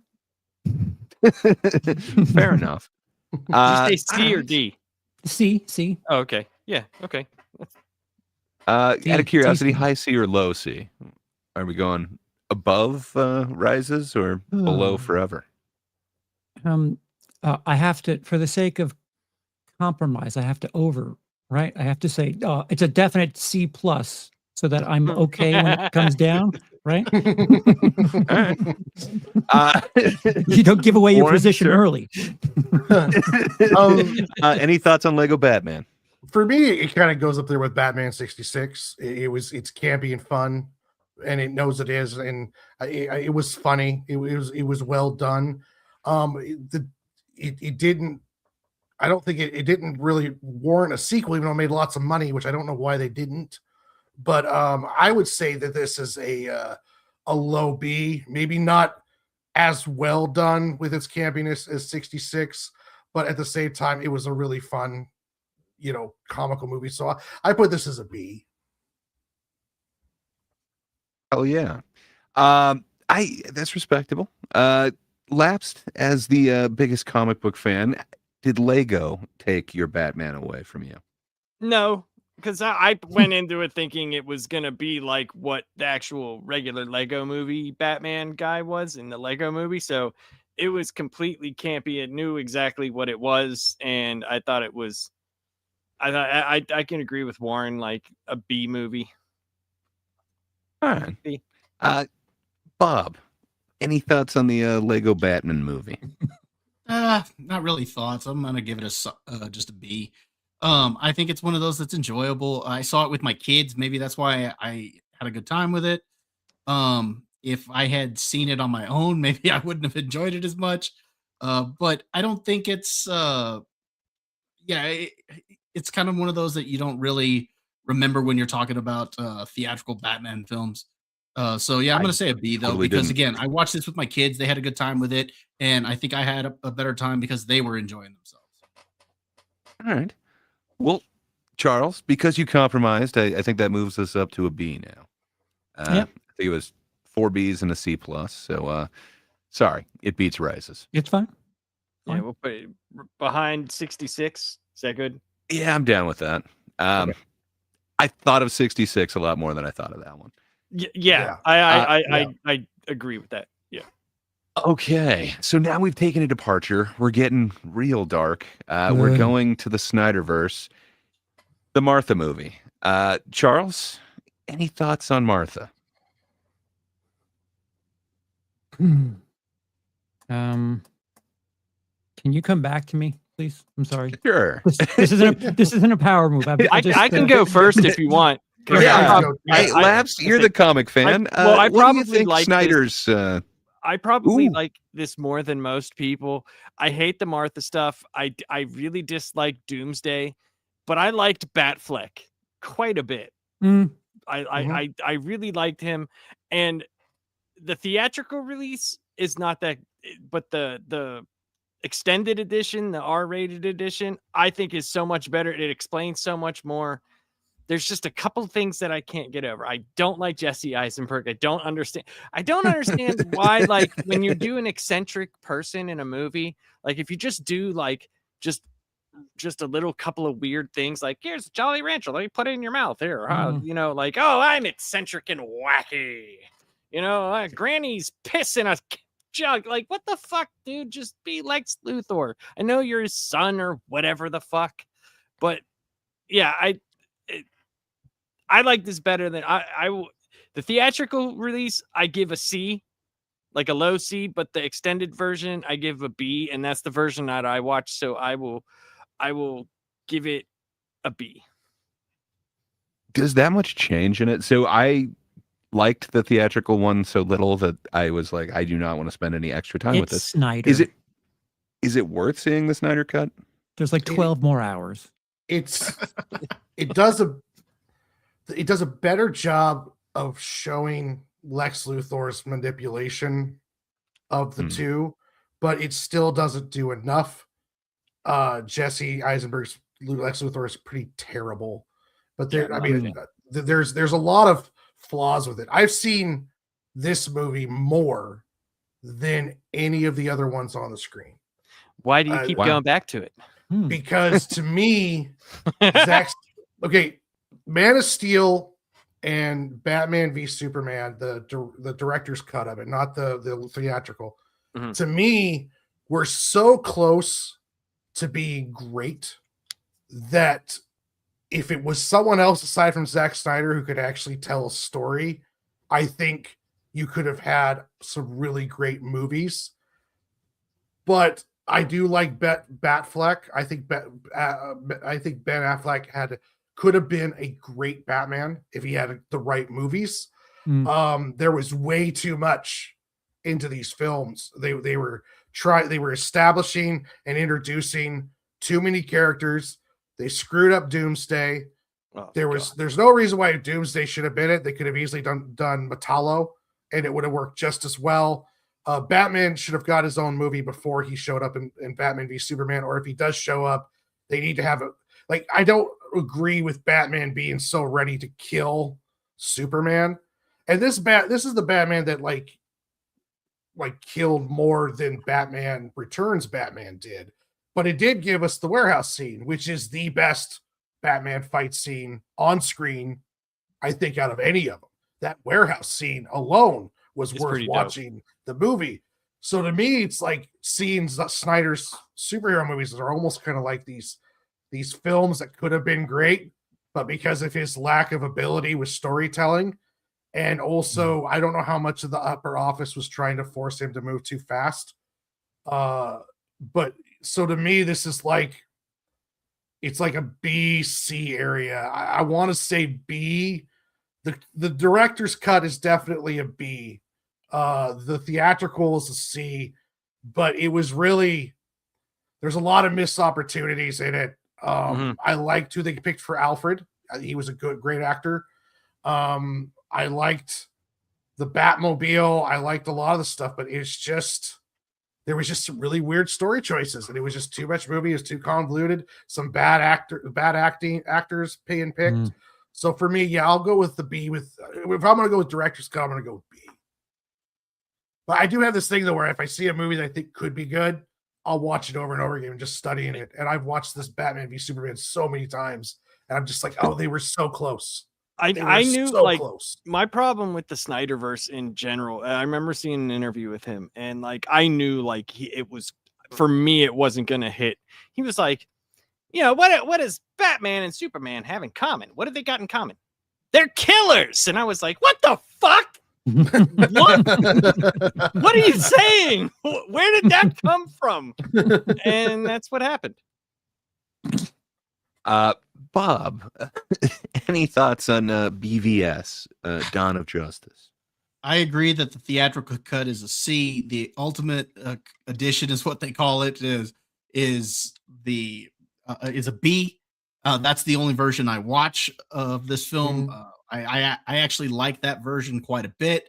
Yeah, there's some things that keep it at a B level, but I'm also a big fan of Ben Affleck. I like his look.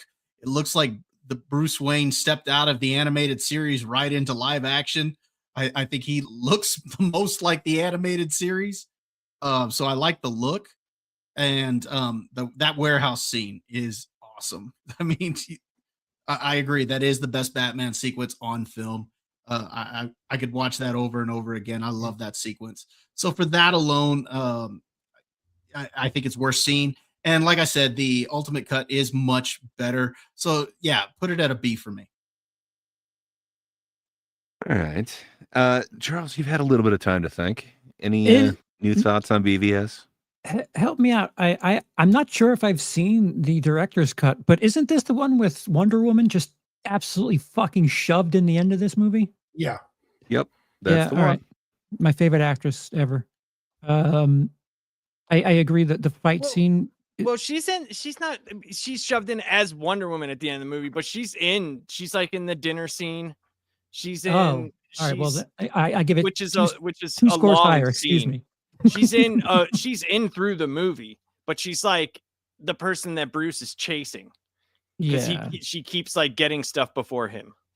But yeah, there's so many problems with this movie. It's ridiculous. Yeah. So I think I'm going on the theatrical, and other than the fight, the shit monster wasn't my favorite thing in the world. It's bad. It's really bad. I'm gonna say a very high D, because I'll actually go and watch forever. I have not watched this movie since it came out. Well, I'm gonna go ahead and White Knight Charles' position here, because I also haven't seen the director's cut. I only saw the theatrical one, and I never Hey, wanted to see it ignorance. again. And then, unfortunately, I was forced to watch it again, and it's like, oh man, every one of my problems with this is just magnified. Just man, I don't think Snyder should write anything. Give the script writing to anybody else. Yeah. He knows how to film some pretty decent stuff. I think he shouldn't be his own cinematographer. I think he was way up his own ass when he started doing that. But man, he knows how a camera should be placed for an action scene. I do wish that this was a better movie. For me, it's totally a D experience. I don't want to go back to it. I would actually put Batman and Robin above it, but I like that for camp value. It's not because it's better. You're right, the warehouse scene is great, but that doesn't make a movie to me. I wish he just made a decent Batfleck movie, but I don't think he understood. I guess most of it's the Superman thing, which I'm not even a huge Superman fan. It's just that's not Superman. I don't know what he was trying to do with this. He stripped all the hope out of Superman. He destroyed. Gone. He took away Clark Kent, and he took all the hope out of Superman. And like even when Clark Kent is in Clark Kent mode with the glasses, he looks like a Calvin Klein model. Like Henry Cavill didn't even try to slouch. And then Perry White. I love Cavill. Perry White's acting really weird with it too. He's like calling him a nerd and stuff. It's like, hey, we can't make Cavill look like a nerd because he's too much of an alpha. So we're gonna have Perry White call him a nerd because then the fans will be like, oh yeah, well he is a nerd. Ha ha. It was like, no, he was a Calvin Klein model who kind of rolled around. There was no separation between the three, and Ben Affleck was able to pull off Playboy Batman better than Christian Bale. They used the voice synthesizer, so he didn't have the weird duck voice. And then when he played regular tragic Bruce Wayne, he did that really well too. It's like almost to Keaton level, in my opinion, on some stuff. If he would have had a better script, I think Ben Affleck would have been known as one of the top Batmans probably since Keaton. But yeah, it was a missed opportunity all the way around. Well, the fact that Ben Affleck went to the DC headquarters and actually went and asked artists and writers what their favorite interpretations of Batman was and what to do, mannerisms, all sorts of stuff. And then he was told don't do that. There you go. That's all you got. Like there's just there's a lot of problems with this movie. Netflix. And when I saw it in the theater, I disliked it. I did not like this movie at all. Like when I saw it in the theater, I disliked it. But when I saw the extended version, I was like, okay, this isn't nearly as bad as the theatrical cut, but it still has the same problems that are in the theatrical cut, but there's a lot more explanation of a lot of things that did not make sense. But I think all of you said C for the theatrical cut though, right? Yes. Yeah. Where C for the theatrical cut. Where is the extended edition? Is that like on Blu-rays and stuff, or is that like on HBO Max? On HBO Max. Yeah. Okay. You can choose the extended version. Check that out. Like it doesn't. So it's on Netflix now. Oh yeah. It's called the Ultimate Edition. Okay. And you should be able to find it on HBO Max. If not, it's out there on Blu-ray and stuff. I think the issue is this: if you hate the movie already, like, and don't have a like of the characters themselves. Because, like I said, I liked Cavill as Superman. I didn't like him as Clark Kent. Yeah, I liked Batfleck as both. I liked both interpretations of it. But Eisenberg is just awful. And Eisenberg's terrible. Yeah, it's bad. It's bad. Very bad. This iteration of Superman is what made me appreciate the one that just came out this year, because normally I don't like the idea of like hokey, I don't know, bright. I don't like that comic-y version of things. But because they did this to Superman over the course of the 2010s, whatever came out this year was a very welcome, pleasant surprise for me. I didn't know you could make me root for, Hulk Hogan Superman, but alas. Well, I mean, I get that. I can understand that. I just look at like it was this Superman movie even comparatively to this Christopher Reeve Superman and all that stuff, trust me, I have like 70 years of Superman comics. It was probably the closest to the way that Clark Kent acts, especially when he was younger. When he was younger, he did freak out. He would like, he was very passionate about the stuff that he did. And as much as like the glasses thing, you know, it makes people see him differently. At least he still tried to be disheveled as Clark Kent. And he still had that emotional problem, you know, where he didn't feel good enough. And he still strived to be better than what everybody else is. And that's the points that you have to take with Superman. Superman is made to physically punch the problem away. That is what he is made to do. It's how he deals with emotions and how he is always doing right in the face of uncontrollable wrong. That is Superman in a nutshell. And I thought that movie captured it. Now, I would have done a bunch of different things in that movie. I still have issues with it, but yeah, I can see where you're saying, especially with the Cavill. Far less issues with that than this one. Correct. Yes. Yeah. So I mean, I think that's 3 C's, 2 D's. Does that put it above? C. Oh, okay. It would be the lowest I was gonna C. say, does that go above forever? But no, I would say fair lowest C, especially if you're talking theatrical cut. If Yeah, we're it talking the was the lowest theatrical cut, a low C is fine.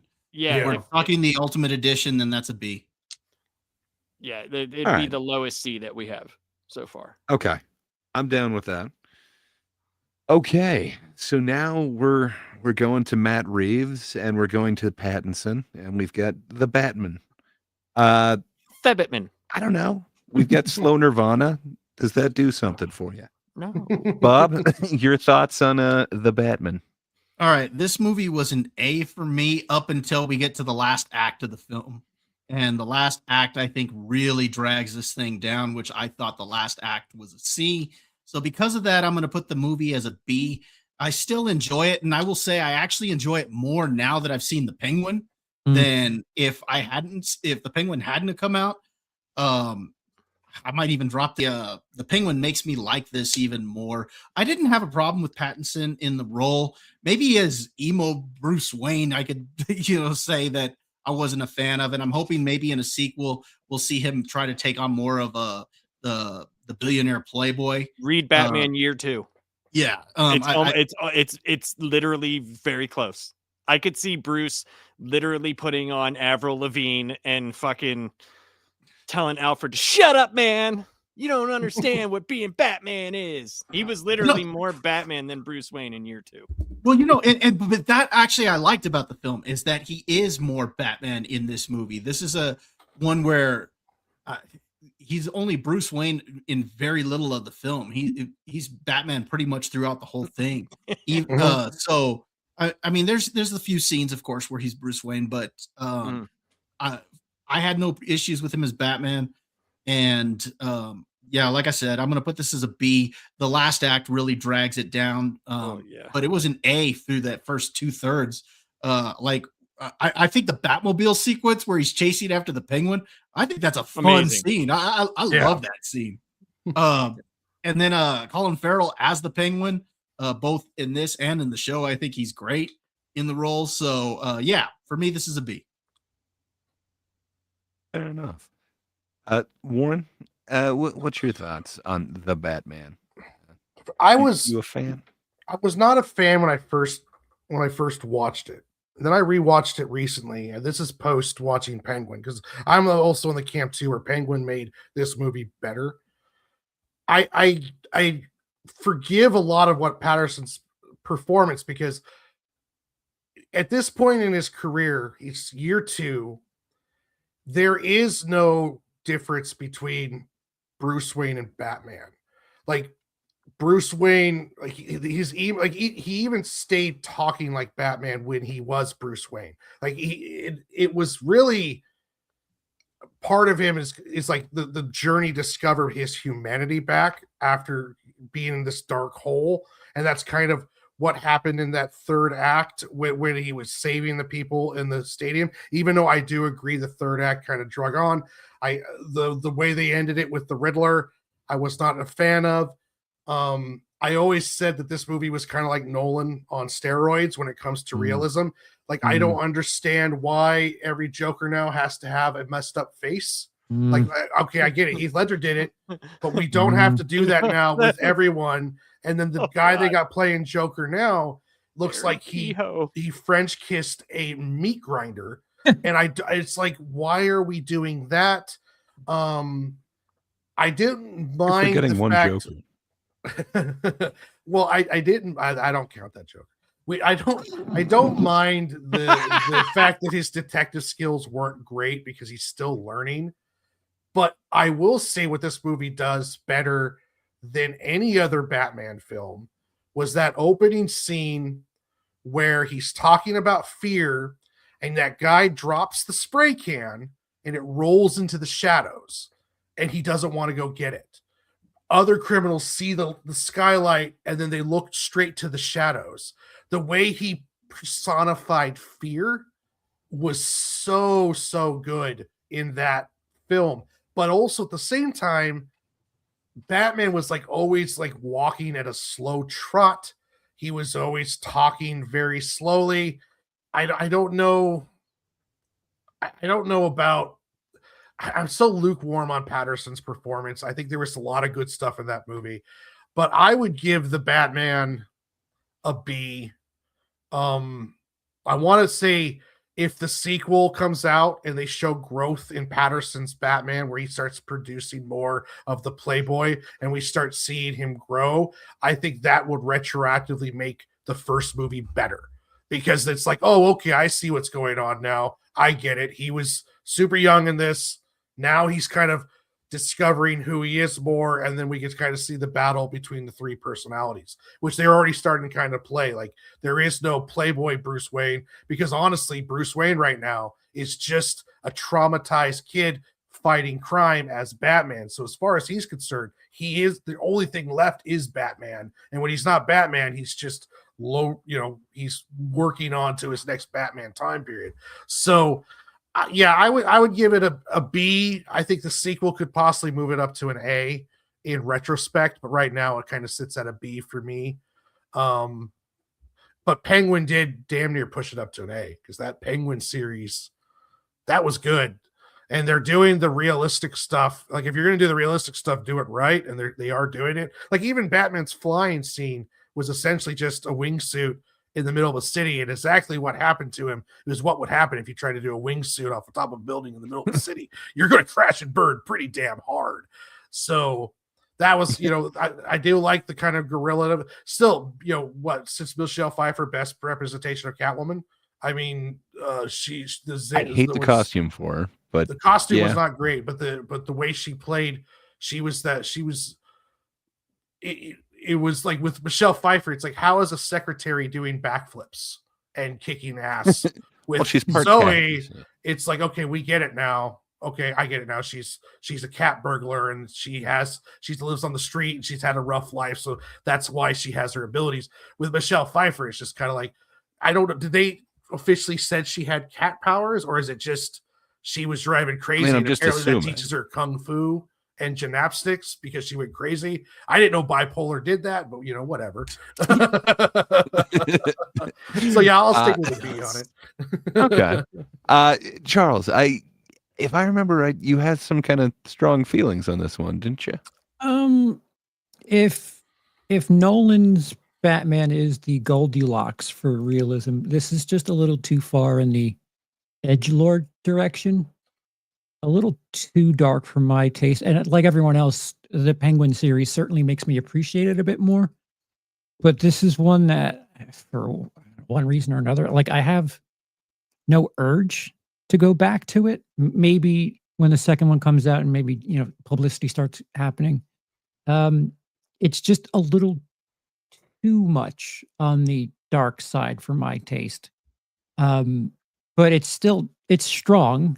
Like, the fact that the Penguin series I watched it then after Penguin came out, and I watched it, and it fits in that universe, but it's still just a little too dreary for my taste. But it's a B for me. I can respect that. My feelings are somewhat similar. I say enough with the slow Nirvana. It felt excessive. Something's in the way. I mean, just that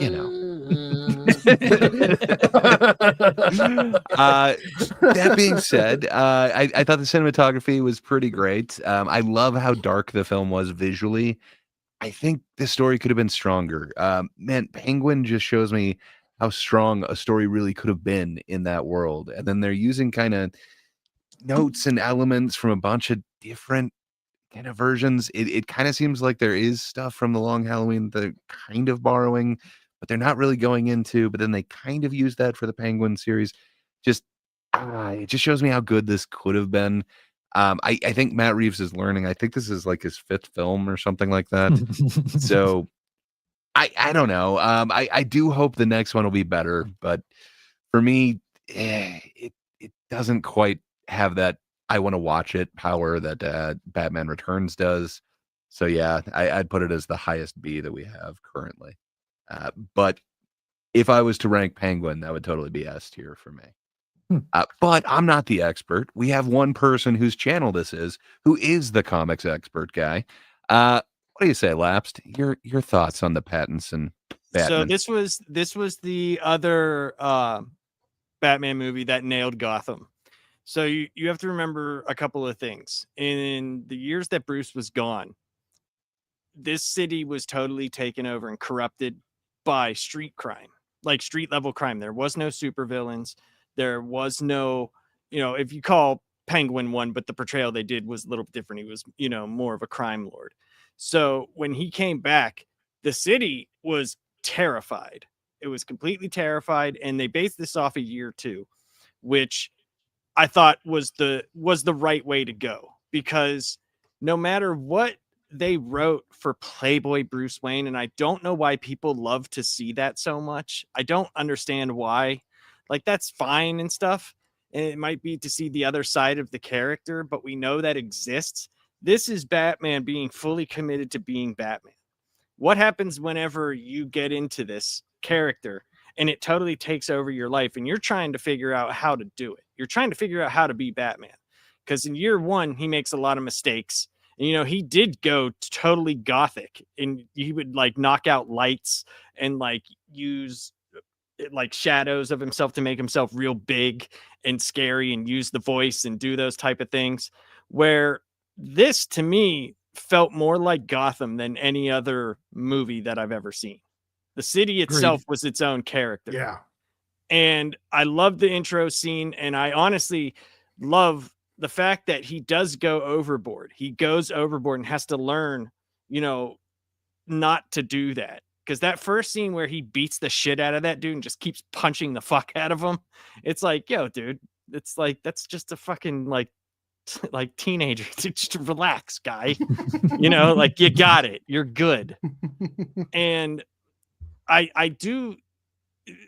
They talk about him being the detective, and it's like, well, he didn't become a detective till way later. The fact that they even showed him trying to piece clues together and stumbling and stuff like that, I appreciated it.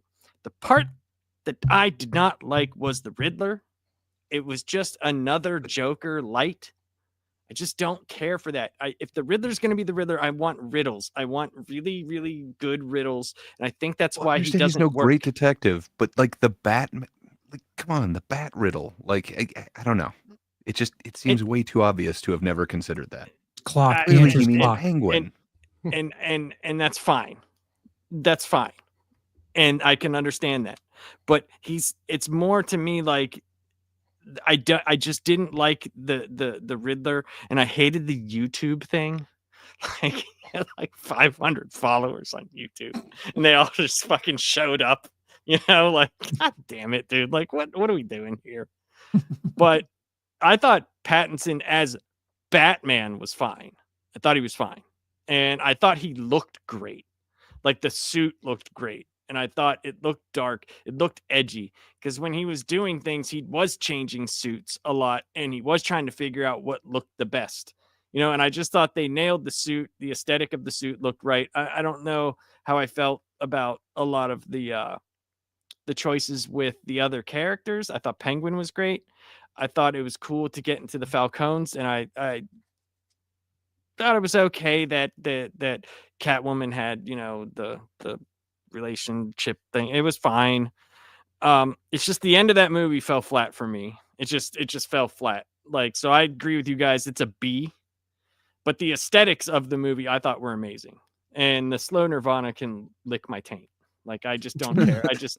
There's a better way. Like, the music they used whenever, like, he was like the chase scene, I thought was fantastic. It fit. It was great. But like, I don't need like 90s grunge rock. No, I'm watching Batman. Like, that stop it. song too. It was just like every time I heard that song, it was just like I was like,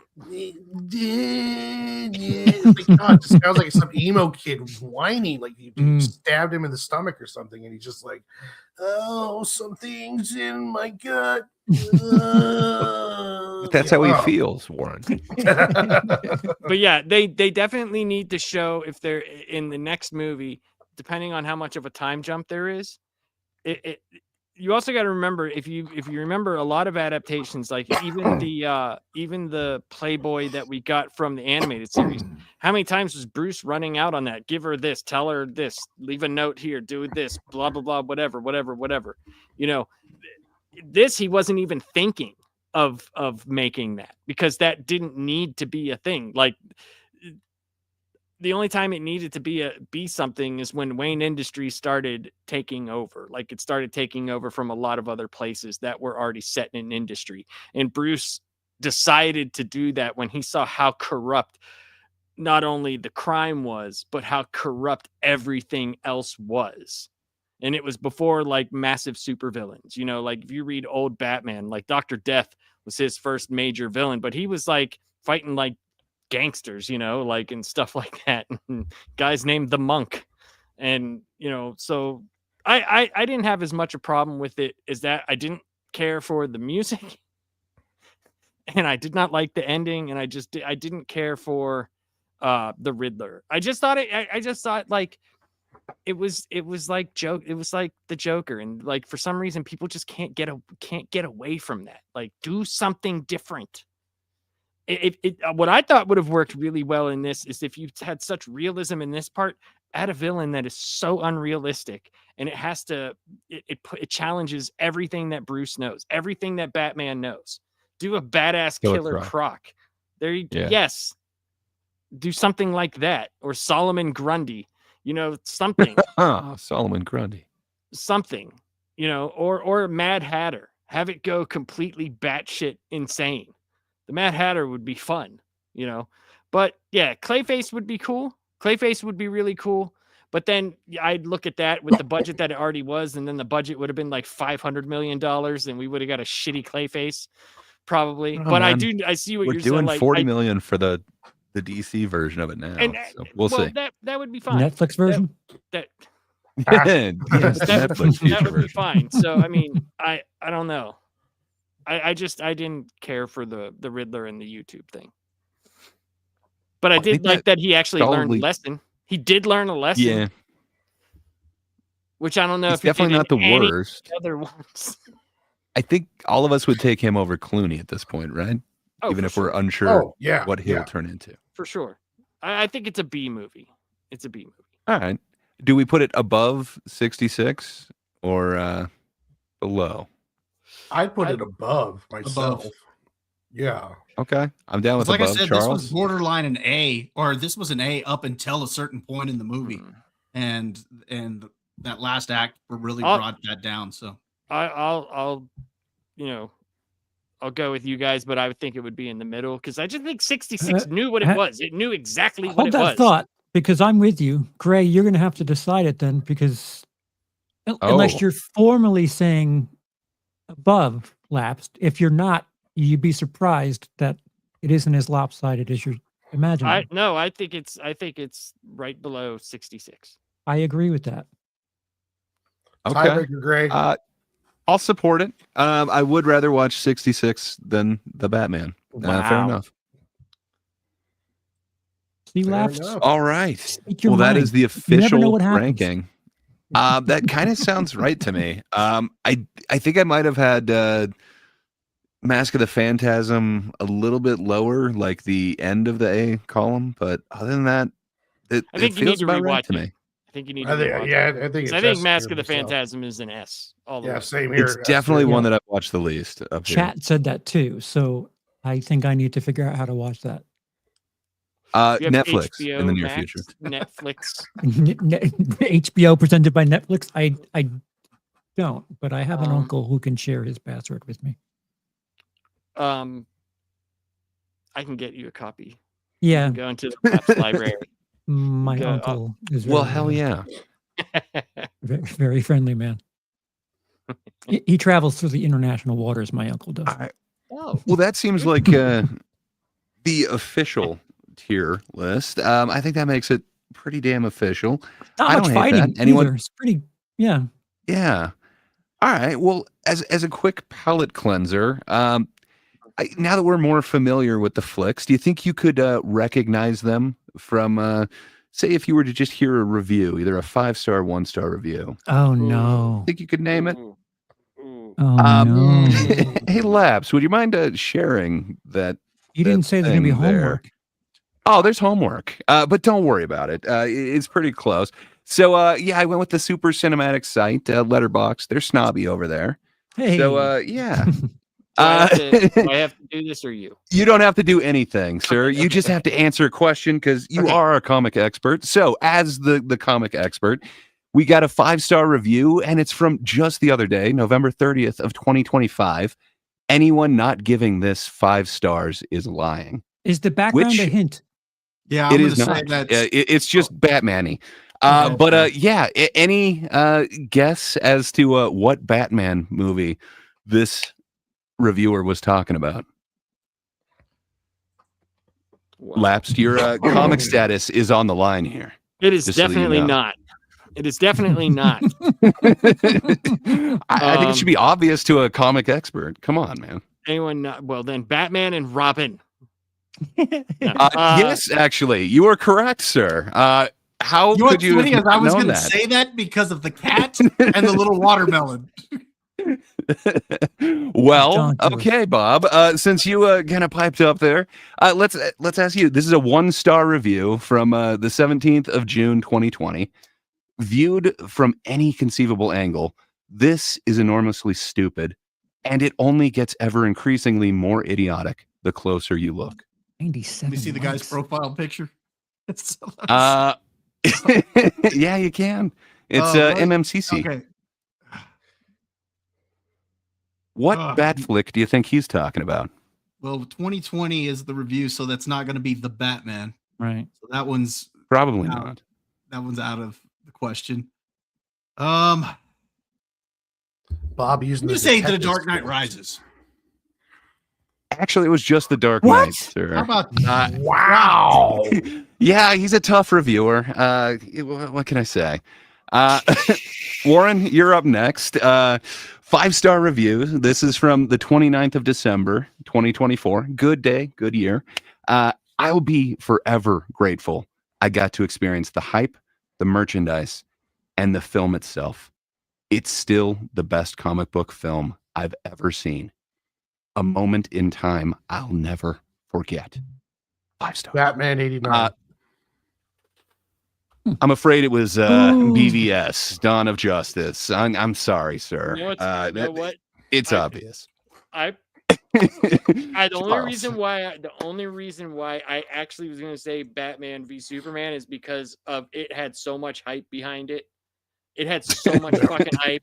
The fact that I was going into 7-Eleven and there were bat cups everywhere and it was like fucking bat underwear, it was everywhere. Yeah, that symbol of the Superman symbol Yes. in the Batman. Oh, that was yeah. everywhere. Everywhere. Okay, we did live through that hype. I just forgot. Charles, 1 star, watched by Emily on the 27th of October, 2021. just another incredibly boring white man. Is that a vape Uh, in her mouth for her fucking profile It picture? could there? be. It's Does definitely a look like cell phone in front of a mirror. Ugh. But what film do you think she could be talking And so- about? This also cannot be Thebetman. So, huh. They're all boring white men. So wait, no, I'm going to say Batman Forever. Ooh, so close. It's hate Batman Begins is just the boring white man. I'm sorry. All right. Bob, your final question. This is 5 stars from Netscape. Hey, I've used their navigator before. But the 24th of January, 2022. Absolutely goated set design and atmosphere. Nothing even comes close. Which one is that they're talking about, Bob? I'm gonna say Batman Forever. I'm gonna say Oh, It's the original, man. It looks like Adam had that in the chat. Come on, the Bat thing. He's got all the toys. But fair enough. That's the one I would say for that, but I'm trying to guess what these people would Yeah. say. Yeah. I was detecting a pattern here that none of these actually match. Oh no, they're hard to get. It's okay. You're no comic expert like Lapsed is. So Lapsed, your final question. 1 star by my Psychola on the 5th of March 2022. You have to be kidding me. Tops the list of worst move I've seen in the cinema. I think they mean movie. Also, completely lost faith in Letterboxd ratings. Dark Knight Rises. What do you think Letterboxd was glazing enough that this person? I took don't the even know hype what to go see it? Letterboxd is. It's this rating site. It's Dark fancy Knight site. Rises. it's Apparently IMDb full of crazy people. for people who hate white Dark people. Knight Rises. It was actually the Batman. Thebetman! How dare you, apparently- Thebetman!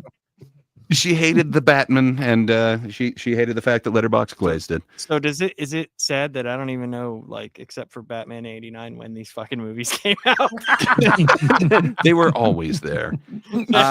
Warren, your final question, sir. Oh, 5 stars for Caluppa Keaton. Keaton. The 24th of September, 2021. They gave 5 stars and said, would give this movie 6 stars if I could. I literally do not need to see another Batman movie again as long as I live. What Batman has that effect on someone? I'm gonna go with Dark Knight Rises. MSK forever. Yes, Oh. actually, it is MSK Jesus. Forever. I can see how that film would turn somebody off of Batman Forever. And Charles, the final question. It's 1 star from Jack Penchuk on the 8th of May, 2022. 1 star. Russian roulette would be preferable to watching this again. 8 likes too. Yeah. Hmm. Who found this helpful? For what flick? And 3 comments. Interesting. Dark Knight Rises? Actually, it was Oh. Batman Returns. What? He hated the Penguin that much. I hate people. I don't know why. Well, thank you guys for Faith in humanity now. My God. Dear Lord. I hate everybody now. You need to give us some Yeah. lifelines next time. Letterboxd sucks. Yeah, I'm just saying our reviews might not have been the worst, and I wanted to highlight that before we said goodbye here. Yeah, Letterboxd. You'll get popular reviews, and it's more like people just trolling, and they'll have like so many upvotes and things. It's yeah. I am not endorsing Letterboxd at all, No. but it is an interesting way to see where the zeitgeist is on stuff. So a few chat comments I wanted to get to real quick. Oh, hell yeah. Gray, you might have to read these. I'm sorry. Ooh, so are you going to do a part 2 for all the other animated Batman films? I think we definitely should. I know it's something that I've kind of neglected. I just saw that they had a couple of really amazing ones that I wasn't aware had been put out. So I know I just watched half of The Long Halloween the other day. I need to watch the second half of it. But yeah, I'd be down to do that. It would take us like 8 hours though, because there's so many. We would have to do it at like maybe 5 at a time. You know what I'm saying? Like or something like that. Because I think I have like 64 of the DC animated upstairs, and like 32 of them have Batman in it or centric around Batman. Yeah, there's a lot. Yeah, I'd be down. It would take us some time. Sorry, Charles. Yeah, go right ahead. I last year there was a Blu-ray set that had all of the Batman films on, like it was like 12 movies on one set, and I regret not picking it up. There are a lot of good ones. Like I could make up like a list, and because Adam again, he says here that Under the Red Hood is probably the best adaptation because you got the guy who wrote the comic writing the movie. And that cartoon is incredible, fantastic. It's really good. Yeah, really if you guys give me a cheat sheet, I can get in touch with my uncle. And Walter, I agree with Walter. Shame on all of us for rating Batman and Robin so low. Every Mr. Freeze line of dialogue being an ice pun is legendary. You're right. I think the panel should chill out. It makes sense to me. I rated that much higher. I would have put that way above Forever. I enjoy that movie. I don't know why. It's a great Uma. The last one is another Walter comment, but this one makes sense in my opinion. And says, am I crazy, or did it seem like the Batman was flirting with the idea of Hush? Felt like there was some hunting to the idea of him. There was a lot of Hush in the Riddler. I think so too. There were a bunch of them that he kind of teased in there as well. I don't know, man. I hope he knows what he's doing for the second one, because did you guys? The Penguin was amazing. The Scarlett Johansson's been cast, and from what I don't know if it's been confirmed or not, but some people are saying that she could be playing the character that was in Phantasm. So that's what I'm hearing. Might be getting a live action version of Phantasm. I don't know for sure. I know that the movie takes place a couple weeks after the Penguin, from what I understand, and but I don't. There's not much else out right now about the second movie. I just know that it's full steam ahead now. So nice. I watched Gotham. Has anyone watched Gotham? In my opinion, it was a decent show. It feels like Nolan did his version of the 66 TV show. Hearing that kind of makes me want to see it. I think the show did better as it went along. Like the portrayal of Joker was done really well.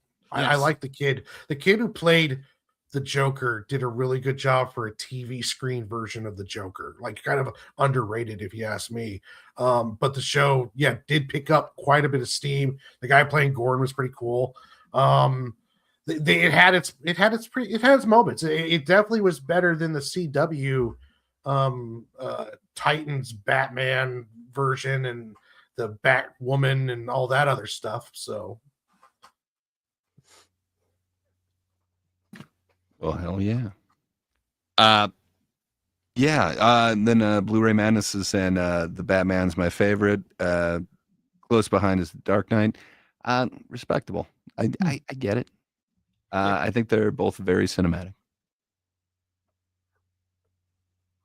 Hugo Strange would be a good one. Hugo Strange would be.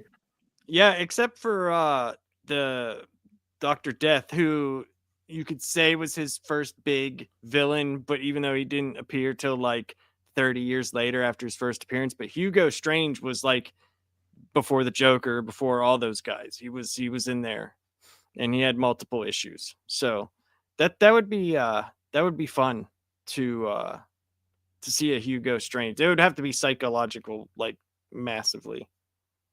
And they have an animated series that fits perfectly. Like he has that machine that reads people's dreams. He finds out who Batman is, tries to sell it to certain set of villains. You know, that would be kind of neat. That'd be fun. Yeah, the Just honey. happy App. I'm getting my Clayface movie. Yeah, he's getting his clay face. That's all he cares about. Well, hell yeah. I think that pretty much wraps it up. Does Sir. anyone have anything else going on? Warren, I believe you're actually going from here to another stream, are you not? Yes, I'm going to leave the high-rise suite of the last panel and go down into the dreaded basement dungeons of the land of MSK, where I will be there with Full Metal Nate, and I'm sure we're probably going to be talking most likely about the Netflix buying of Warner Brothers. That's what I'm just guessing. Either that, or we'll just be watching me and Full Metal Nate try to steer MSK away from his cliff of horrible, hateful things. So either one of those things could happen on the MSK show. You know, who knows what's going to happen on the MSK show? It's kind of like a rooster or dog fight. You know, anything can happen at any time. Just don't get in their way. So I actually said to MSK, I was like, hey, dude, if you're talking about Warner Brothers and Netflix deal, I was like, I did a lot of research on it. His response. Ready for this? Oh, God. Tonight we will have 3 shit. That will be big topic. S. And I went, all right, dude, whatever. I don't even want to talk to you anymore. Just forget I messaged you. I like Polar Knight's comment. We have every stage of beard growth on this panel. That is true. That is kind of awesome. I've never thought of it that way. We should have arranged ourselves thusly. Bob, do you have anything that you'd like to promote going on? Here we go. Well, go ahead, Charles. What were you going to say? What does "we have 3" mean? I'm sorry. I need a translation of MSK to English. He have 3 shit. What that translates as in, oh, good Sir Laps, I have 3 topics tonight, that being one of them, and we're going to have a wonderful time this evening. Or that means no, Laps, you can't come on here because you're probably going to, like, you know what you're talking about. And you're not going to talk about. So if he does talk about it, he wants to say shit that's just not true. Oh, you know, because he's got inside like track on why it's being sold. You know, it has something to do with feminism or something. Oh, yeah. Sorry, Bob. No. Just sorry. On my Warren. channel, we're going to be doing, like I said, we're going to be talking about Kill Bill on Tuesday at 9:30 Eastern on Dad's Turn to Talk. We're also going to be giving, like I said, either a tier list of Tarantino's films or doing our own personal rankings. I'm probably leaning more towards our own personal rankings just because, like Charles said, there's so many that are S's on there. It's kind of it is hard to do. It's going to kind of get boring because everybody's being S. So, so for that reason, we'll probably do our own personal rankings. But looking forward to that. That should be a lot of fun.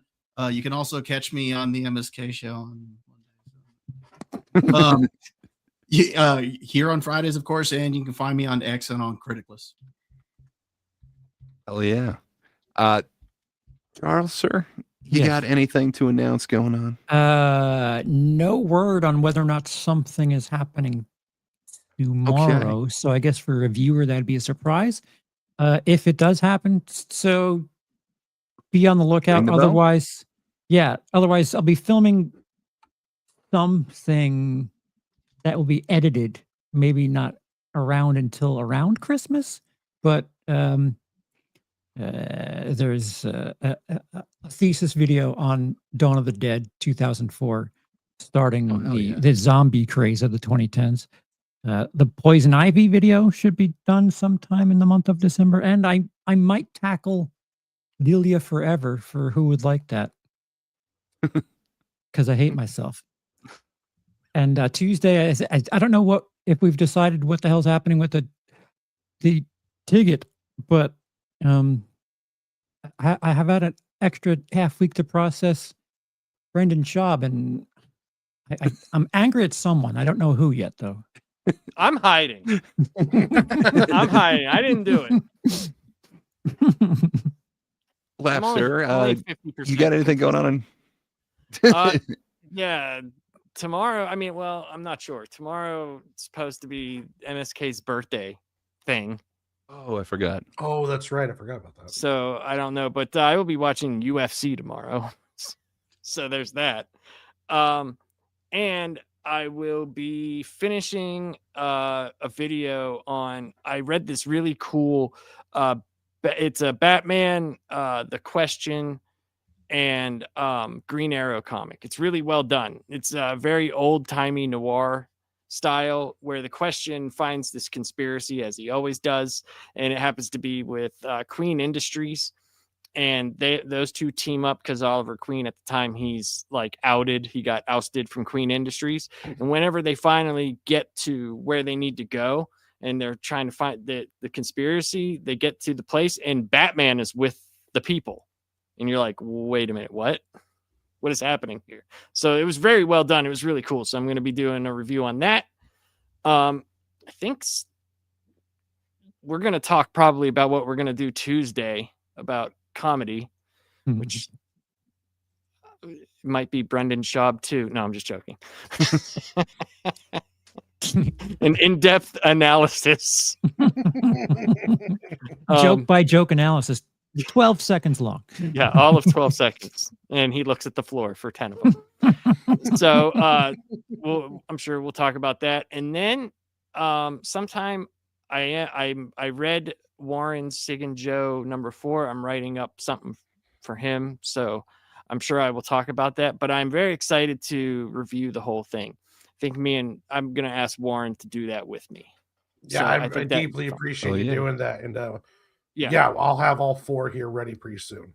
Yeah, so I think we'll do that whenever that's released. And just doing more of this, man. More of this. I'm going to do comic book reviews whenever I can, but this is my main focus right now because I like doing this. So, yeah. That's about it. So my poll is empty on my complete, excuse me, on my channel. Best Batman era, 64% of 30 votes. 64% say the Nolan trilogy. 23% say the 90s era.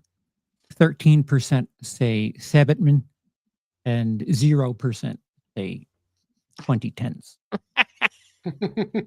No votes for the 2010s. It's about right. I get it. And I don't know. That Nolan trilogy really deserves more credit. The MCU gets a lot of credit for making comics really mainstream, but man, that trilogy just really elevated the whole thing. So it did. I can understand why it's people's favorite. If it wasn't for that final film, damn good trilogy. But for me, it's more of the same here, and then content eventually. But thank you for joining us, everybody. Yep. Good night, everyone. Good times. All right.